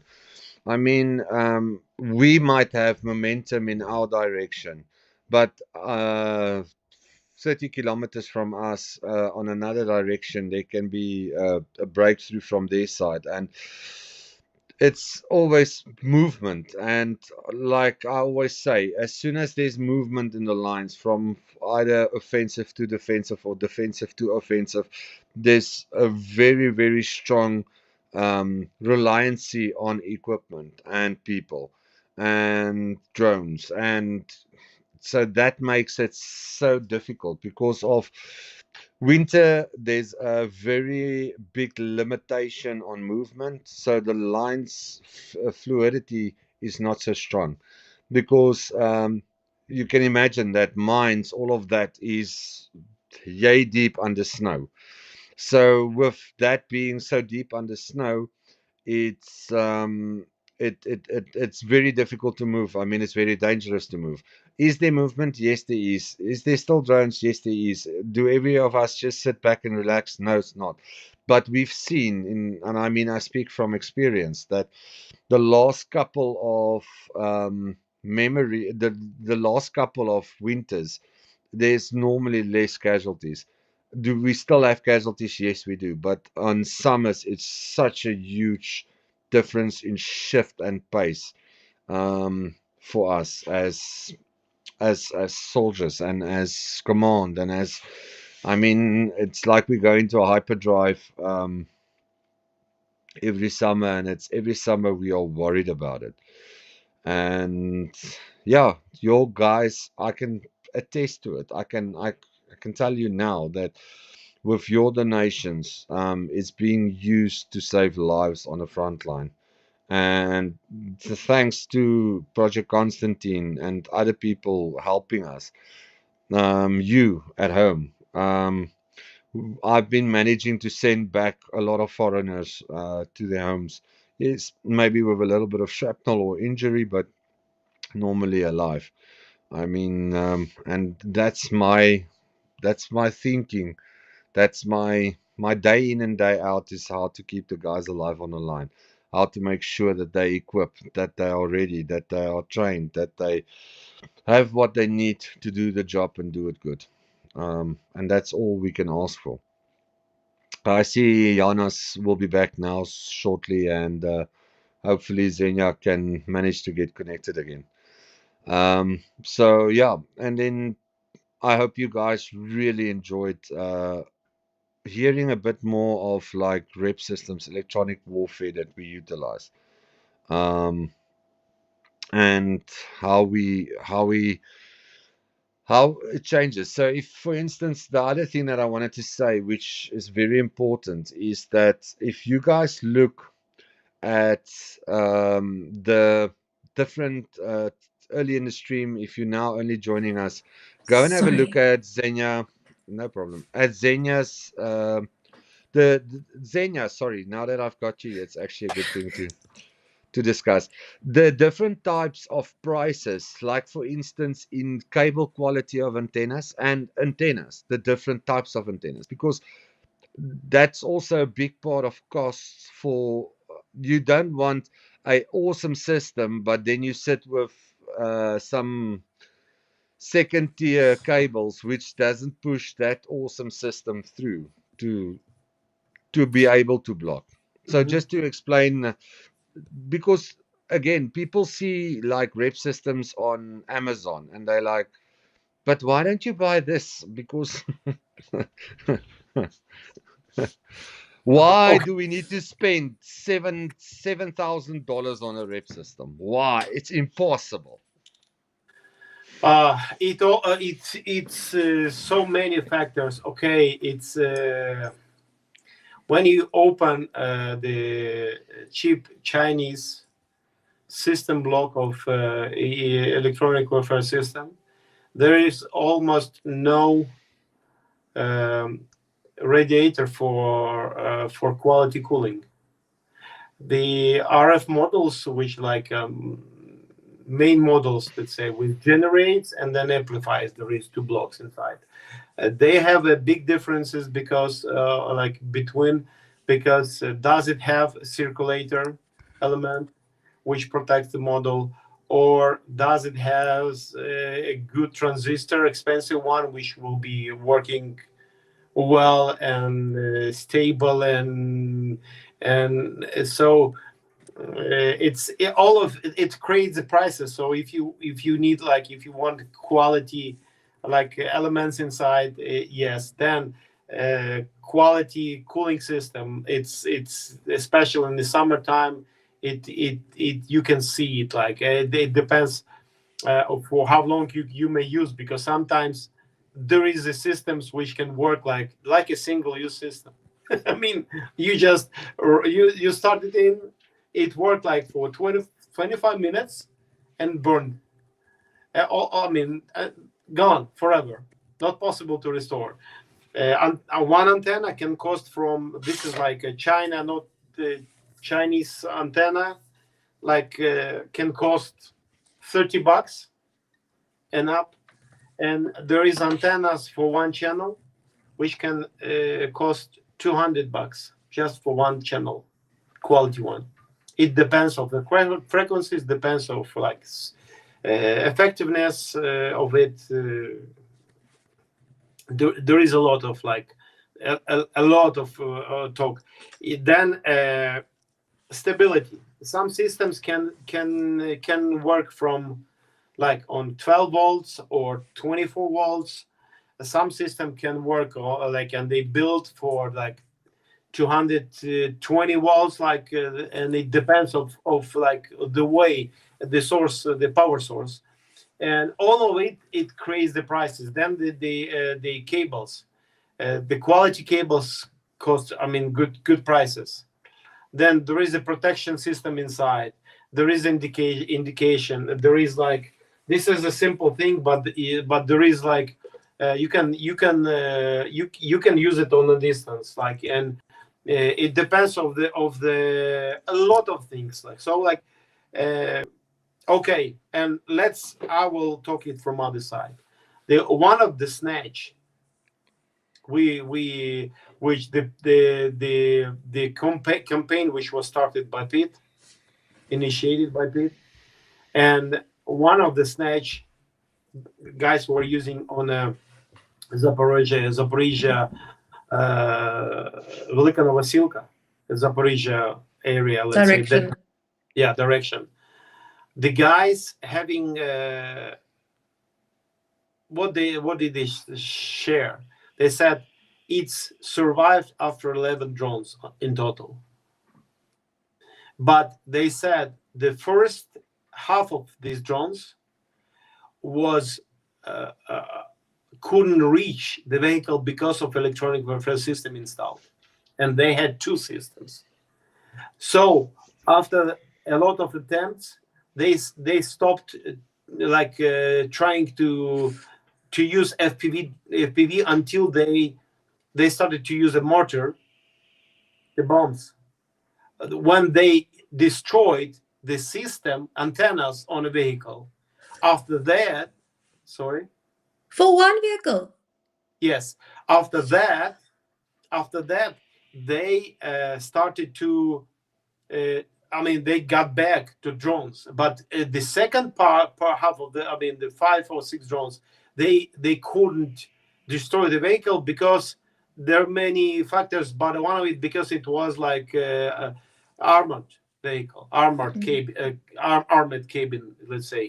So this is the reason why. But when we talk about the system, if it protects life, and how do we know about effectiveness? Okay, there is places and lines and areas where a lot of fiber optic drones are being used. So surely we know that there is minimum effectiveness of using electronic warfare system, but on every 100% of the front line, there is a specific unit which collecting and they're scanning and they putting like all collecting all the information, and they create a map of the frequencies used by enemy on that direction, on that direction, on that direction.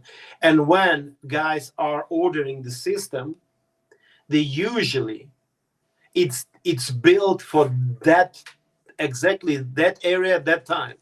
And there is a frequencies which like it need to like to have protection now, this month, or this, let's say 2 months, 3 months, or just common like mostly used. And there is I cannot show you, but there is a even percentage guys are sending when it's like when I'm getting the request, they sending the whole map with the percentage of what is percentage using on that frequencies, on frequencies, that frequencies, and then they picking up what to cover, if because there is a limit of channels. Sometimes it's 5 channels, sometimes it's 7 channels on one, or there is the other way of building the system when just every channel is a separate block and you just install, but then there is a limit of for the power source. This is how it works. So surely as more quality, and there is and one more thing adding to Viper's question. One model like or like Y model which generates this like frequency and then like and amplifies it. Sometimes there is a model with a price of 1,000 USD, one channel, one model. So many things like factors which creates and gives possibility to build a high quality system, which is like then there is a system with the cost like 14,000 USD, 25,000 USD, and this is just like for one vehicle, for example. I do not even touch a separate system like for like I mean like a huge like just a whole truck with huge antennas and just as an electronic warfare system. So it's really like depends. So guys, yeah. So guys like when guys are they checking it, the guys are requesting specific system. They probably know what they need. What do they need? But most important, it's life. Sure.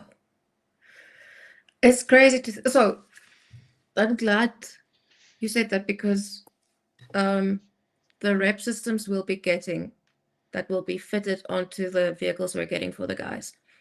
We're gonna Zhenya's gonna take depending on capability, because remember quickly, yes, some of them, whatever we can build with Zhenya, will be built it with Zhenyas, but also they've just got X amount of capability and already a amount that they've promised and that they're producing. So where we can, yes. If we can't, it will be multiple, or it will be military grade systems. It will not be a Hong Kong, China, or light generated system. Mm-hmm. I do want to say, my wonderful co-director just reminded me of something. So there is the link, or like the name of, or like the email address Yes, of Napriam. Zhenya's organization. I completely forgot, but luckily Halinochka reminded me. So you donate to his PayPal. It is in chat. And then there was something else. Oh, Pete Brady wants to know how many of the snatches are still operational. One, so 2 are off, but one today morning we are in the process of restoring it. Like, let's say, because we have a hope to completely restore. Then, okay, just for you, it will be premiere, and nobody's seen it ever. And one snatch, how it looks now, like now. Okay. After a year of work, I will show it from my phone, but it will be interesting for you, I hope. Ось наша машинка в роботі. Виїхала раніше, бо трошечки зламалася, так що працює, все в неї хорошо. Хлопці трошки підшаманять і поїде назад виконувати свої Oh завдання. my goodness. Ось наша машинка в роботі. Виїхала раніше, бо трошечки зламалася, так що працює, все в неї хорошо. Хлопці трошки підшаманять і поїде назад виконувати. Oh my word. And this is exactly the vehicle when we were delivering it. This is the same. 1 second. Okay, one more time. Okay. Wow. So one is the other one. We're still waiting for confirmation of, and so like one gone forever, because it's like the second one is 2 kilometers from me. The engine is running. There is things guys couldn't find long time, and today they said good. There is good news. There is a process, and I hope we will get back it to the front lines. The other one is still in a line, let's say, and transporting, taking guys, evacuating guys, and one more we're still waiting for. Yeah. I just want to say, you know what's the saddest part of all? That snatches is medical Kazakh's vehicles. Am I right, Zhenya? Yeah. You know that it's actually a war crime to shoot at a Kazakh vehicle. That's the saddest part of it all. Yes. Those vehicles should be in tip-top shape and not hit at all. So people needs to remember that. Yeah. But no, but I think you're making a valid point, because I think we've gotten so used to it by now that people are like, yeah, but it's Russia, what do you expect? But it's still like, whether they do it once or 1,000 or 1,000,000 times, it's still a war crime, right? And it's that kind of thing of get outraged the first time, but keep that outrage every single time it happens, because every single time they are doing it. I just think, you know what, we as a society should never get complacent of all the atrocities that was committed in this country. I just hope I live long enough to see justice done for all the war crimes that's been committed in this country. My opinion. On that, Sabiha made a comment. I saw it earlier today.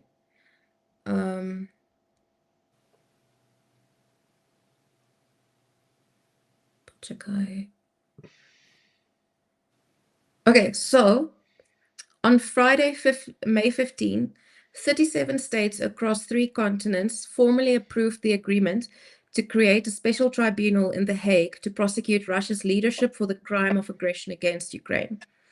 As Ukrainian Foreign Minister Andriy Sabiha said, this marks a point of no return in building international accountability alongside mechanisms to document damages and pursue compensation for victims of Russia's war. So at least that happened.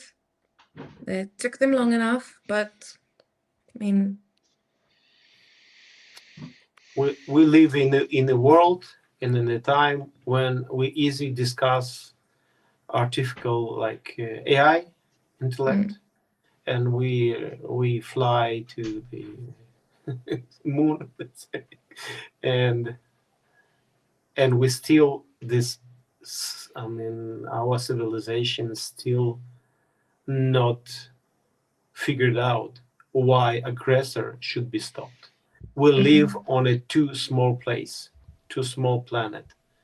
There is no, should not be a place for the, I mean, for the countries who just like to kill others, being aggressor, taking other territories, and so I will not go there more. But it's, as for me, we are somehow. I would probably quote an old man from Netherlands. He said, "Zhenya, I've been there," like, and he said, "Zhenya, I feel guilty." I said, "Why?" He said, "If we would not forget World War II, how terrible is it? We would fight first day all together." He said, "Because we forgot how terrible is war, we just watching it from a distance." yeah. Yeah, for sure. I want to actually read what Zlaurialt said. I want to say to anyone who thinks Ukraine needs less when they're making progress are on par with those who only believe in hiring security when the home invaders are already kicking in their door. Pretty much. Yeah.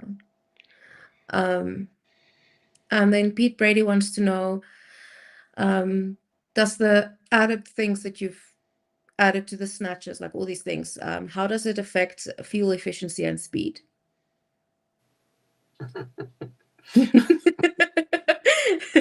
It's always a trade-off though, right? It's always a trade-off. Like you're either So nets or screens, we call it like nets. It's important. Very important. But it's like, it's surely when you have like enough power, enough possibility to use to drive on different terrain.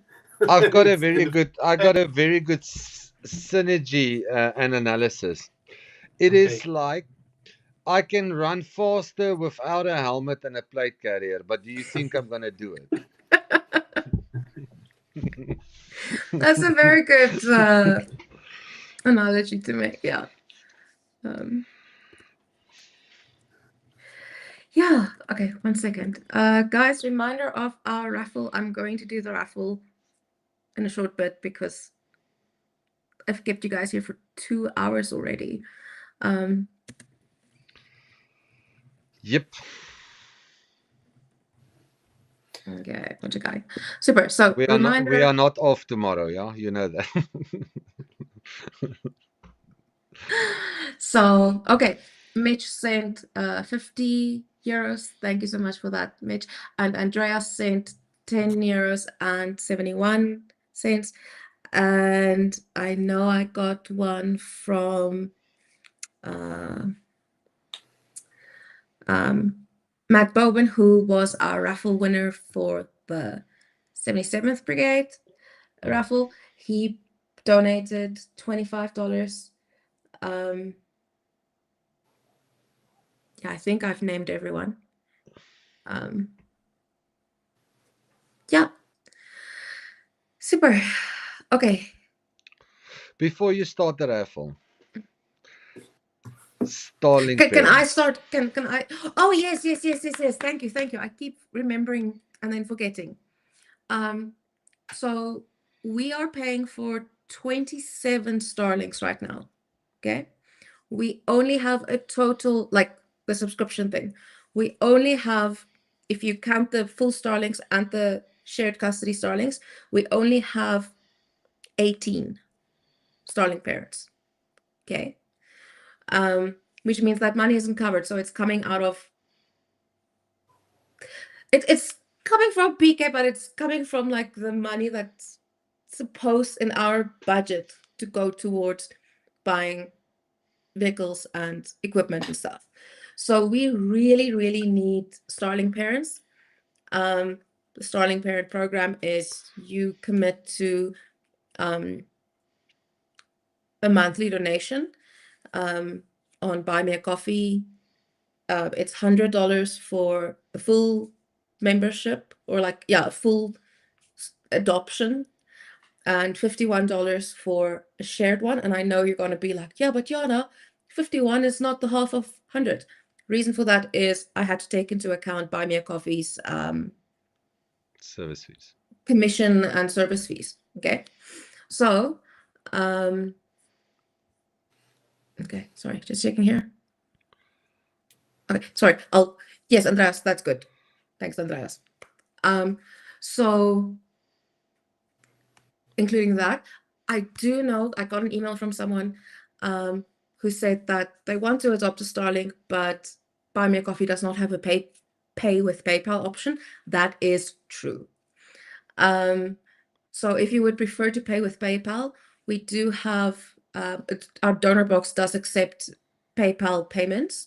So just then go to, you can choose the summer campaign, and then I can just write just put Starlink. yeah. Make it a recurring donation. I will switch it in the back end so that it goes to our general fundraiser, but you don't need to know that. That's in case that's confusing. But if you want to donate and you just want to use PayPal, not credit card or whatever, you can use our donor box for that. That would be, oh, and then you get a nice badge. You get this one. This is a Starlink badge. So whether you are full parent or shared custody parent, you get a patch. And then if you're full parent, you also get a PK patch. But you might not get this one because I don't know how many of them we still have in stock. So you'll get our revamped ones. And this one, I just want to say, was designed by a Ukrainian designer. Yeah, okay, Viper, now you can talk. Nobody wants shared custody agreements with children, so please be a full parent. Okay, but not everyone can afford full parents. I'm just saying, Seriously. I mean, hi, Tanae, nice to see you here. Hi, Tanae. Joining us. Okay, so did I miss anything? No, that's okay. Starlink. Fantastic. Okay, so I'm gonna start on, like, I already have most of the names for the spreadsheet, so I'm just gonna do the rest. Do-do-do-do. Okay, got that. Zen, how are you doing? By the way, Me?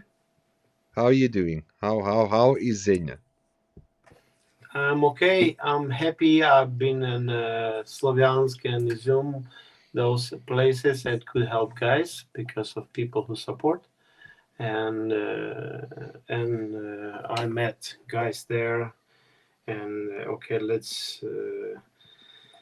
I met guys there who from three generation.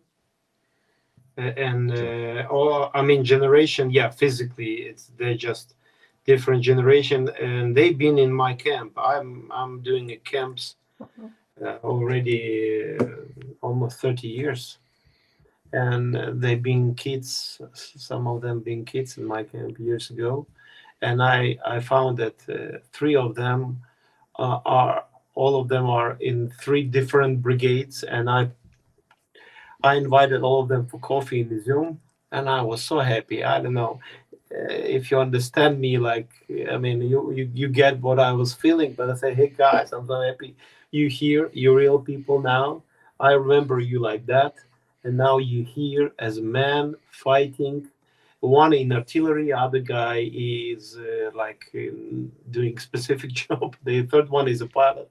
All of them are good people, and it's so great to meet them there. And The other thing, it's so sad to see the Slavyansk are just disappearing. It's not what we used to see, for sure. Yeah, so like I was previous times, I was just hey, there is a nice coffee place there, nice coffee place there, let me there. Now it's guys are, hey, Zhenya, leave the place because too much drones over us. Yeah. And it's so there is the mixture of, and I hope next week we'll go one more time with a lot of like medicine equipment to deliver to different brigades. There is 4 brigades. There were specific donations for medical equipment, and I am obligated to fulfill it. So, and already the one was already fulfilled. It's a blood fully automatic blood analyzer, which helps guys to save lives, let's say, and it went to 53rd separate mechanized brigade. Okay. Yeah, nice. Guys, again, please support Zhenya Napriam. I can tell you now they support also 42nd. His PayPal link is in the bio. Thank you, Andreas, for adding that. Zhenya, thanks. Vybačte that I forgot. So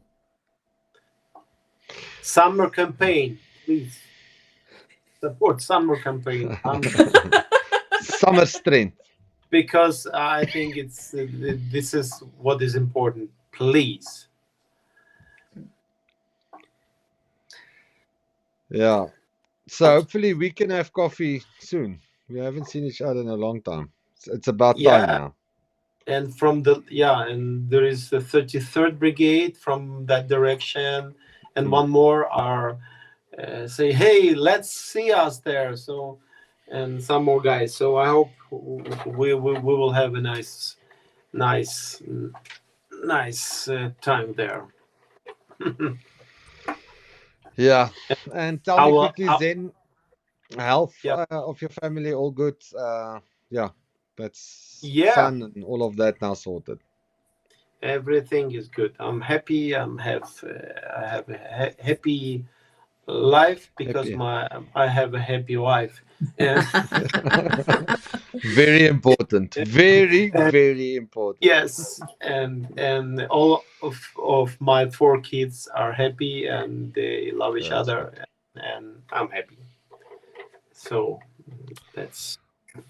I'll have to come for coffee and definitely some of those nice cookies that we always. Okay. I just want to say, Peter Brady, thank you for I think it was $32. I'll double check. Yeah, it was $32. And sorry, on my side it was weird. Okay, so you saying $32.14? I got $30.17, but I'll add the full amount. So thank you for that.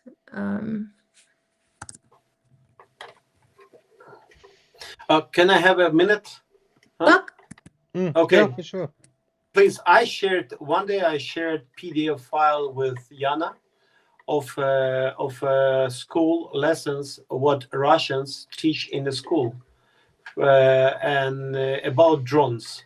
And I think the whole world needs to understand that Russia is not joking with these technologies against using it against, for the war, for invading, because they taking out others' territory from other country, and they teach from the age of, I believe it's 14 or even 13, 14 years age.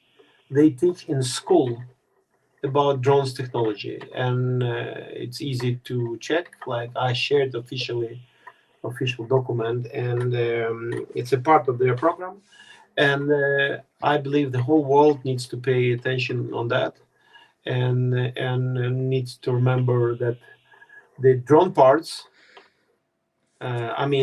transmitters, receivers, the motors, electrical motors for drones, are being produced mostly in China.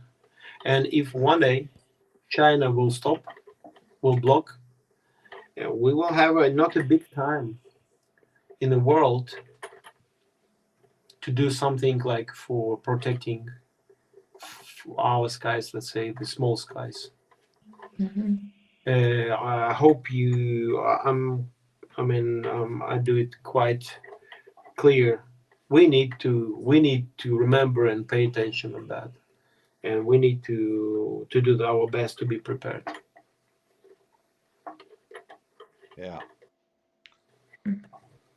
Just one For sure. second.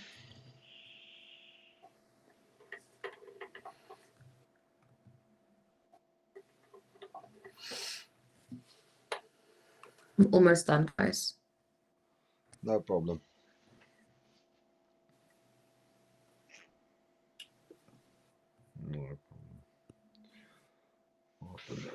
Oh, that's nice. Yeah. Zhenya, then medical equipment that you guys look, I know you support us with like technology and stuff, but medical equipment that your organization do to the front line, what would that include? Like I know you said the specialized blood That's analyzing on my equipment, side. Sorry. but is it only specialized, or do you guys still do like chest seals, Israeli bandages, things like that, as consumables that we use as soldiers? Do we supply it? Sorry, I missed it. Yeah. Do Do we? you still through NAPRAM do what medical equipment? Is it only specialized, or do you guys do like? Okay. Currently, we have requests, not much, but we have requests for tourniquets, that stuff. Like now we have one request even officially from the unit for the pills and antibiotics, and it's crazy that one brigade requested that stuff, and it's like what? Like I was quite surprised, but there is a temporary situation. Sometimes it happens. Mostly now it's about equipment like warmer for infusions. Then one brigade, one unit requested 2 blood pressure testers. Simple thing. I mean, like oxygen tank, special one. Then defibrillation systems, 4 or 5. So I have a whole list for that, and it's like, yes, there is a request, let's say, and if you give me I'll try to find portable hematologist blood test are already done. Then electronic warfare system for vehicles, for medivacs, 3 brigades asking for, let's say we need it. Then heaters for infusion. Heaters for infusion. Patient monitor, 1 usual. Infusion pump, 1 usual. Tourniquets, glucometer. Then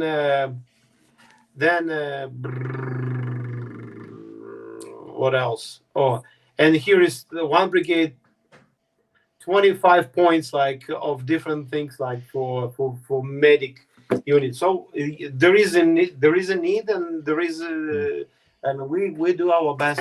It depends of and I wait when Yana will come to Ukraine. Yeah, because I promised. Yeah, I promised that if she will 77 brigade, they took a promise from me.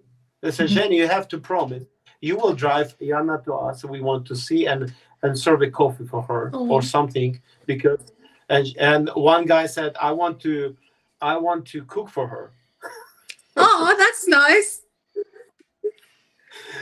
Yeah. So yes, and by the way, yes, and I have a video. I forgot. Sorry, I have a video of one guy, Turuk. He gives thanks, having on the background the vehicle you supplied him, and he's I just forgot. Sorry. No, I it's fine. hope I will fix it soon. But there is a video, I promise, where he Okay. says, "Thank you very much. This vehicle is used on that kind of missions, and it's still there. He likes it, loves it, and Awesome. Okay, guys, spreadsheet is ready. Ready. Okay, I Yeah. need to share the screen. Okay, so we have. Okay, nerd. So we have a total of 49 people who bought tickets, and we have a total of 149. Amazing. Yeah. Items. Well, Line tickets. items, whatever. That is tickets. Tickets, Tickets. yeah. That's tickets. Yeah. Okay. Wait, I did the wrong thing. Mr. Squiggle wants to know if the cooking guy is married or single.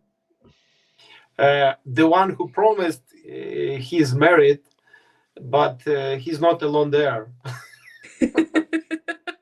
Okay. Okay, let's. But it's I'm okay. just like Jack's here trying to find me a husband, apparently. Yeah, but in reality, he said, "How may I thank that they trust us and help us, and they saving our lives and stay with us. The simple things I can do, just cook for them, like, and say thanks here, like physically." Awesome.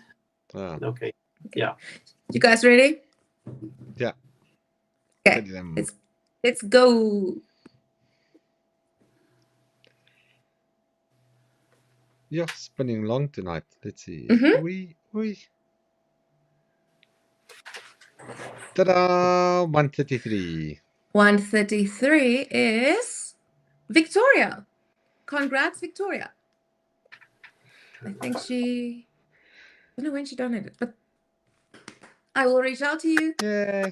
And you will get your stuff. Awesome. Thank you guys all for being here. I always feel bad for everyone who didn't win, but then I'm like, we don't have 100, like we don't have 49 Listen, of this, we but I feel bad. we cannot be like kindergarten where everybody gets a prize. Participation trophies. No, but like I always feel bad. I'm like, you know. Okay. Last words. Yeah, I want to thank. Zhenya. I'm going first. Thanks. You can be last. Okay, cool. Yeah, Zhenya first. Thank you very much to all people who donates, who helping our guys, like those who stands for freedom, for the hope of future, not just of Ukraine, for the right thing. And thank you for to everyone who's saving lives of our guys.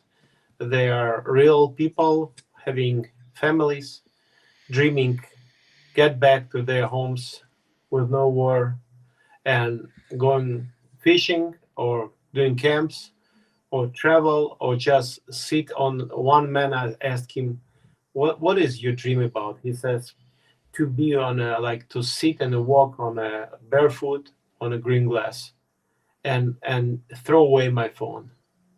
He said, I don't know how much it will take, but this is my dream, he says. So all of them are real people who never wanted to fight, like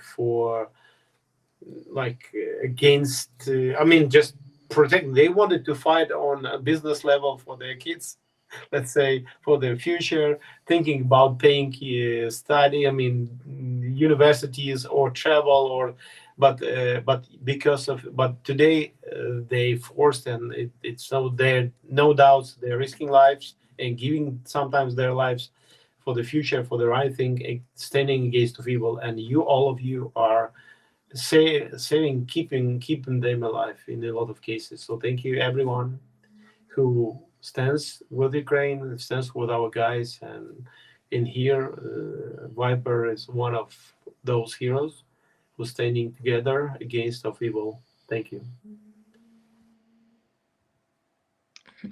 From my side, guys, thank you very much to each and everybody that donates. I can attest firsthand what your donations mean to multiple people, and how your donations keeps them alive and make a difference in their lives. People, my side is not Ukrainian. Yes, there's Ukrainians as well, but foreigners that left their first world country to come to Ukraine to come and fight for what is just, what is right. And thank you to you guys. They can return home to their families. Last thing I want to say is that it doesn't help us to put pressure on Trump. Just give us nukes so that we can get rid of Putin. That's it. Just give us nukes. Yeah. From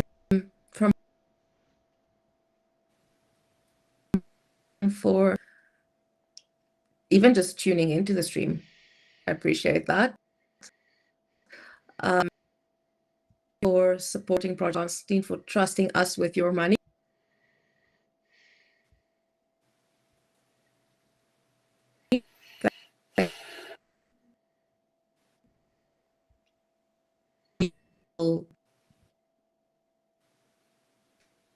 Supposed to go.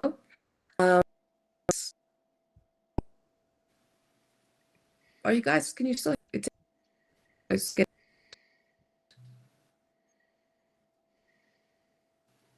Hear me, because. Yeah, now you're back. I'm back. Okay. I want to say to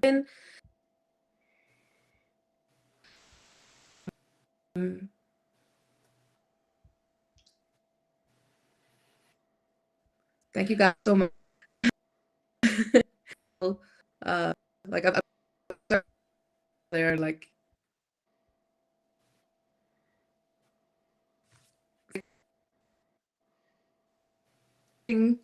and here, like not my fault. And yeah, thank you to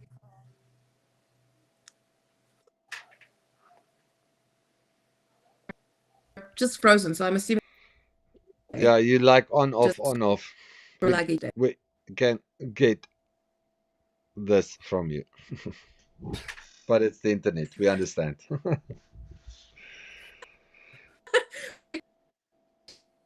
It's not Thank me. you. I can tell you what Jana wants to say. Thank you to every donation. Thank you for trusting us with your money to make a difference where it's needed. Thank you very much to the mods. You are amazing. Thank you for kicking that Vatnik arsehole off so quickly. You're I didn't amazing. even see the Vatnik. Yeah, That's how quick. that's how quick they are. They're like snipers sitting. So yeah, thank you for all the amazing community. Please like, subscribe, and post our channels and on X and on or Twitter, like Jana like to say it. We love you all. Have a blessed day or night or morning or wherever you are in the world. Guys.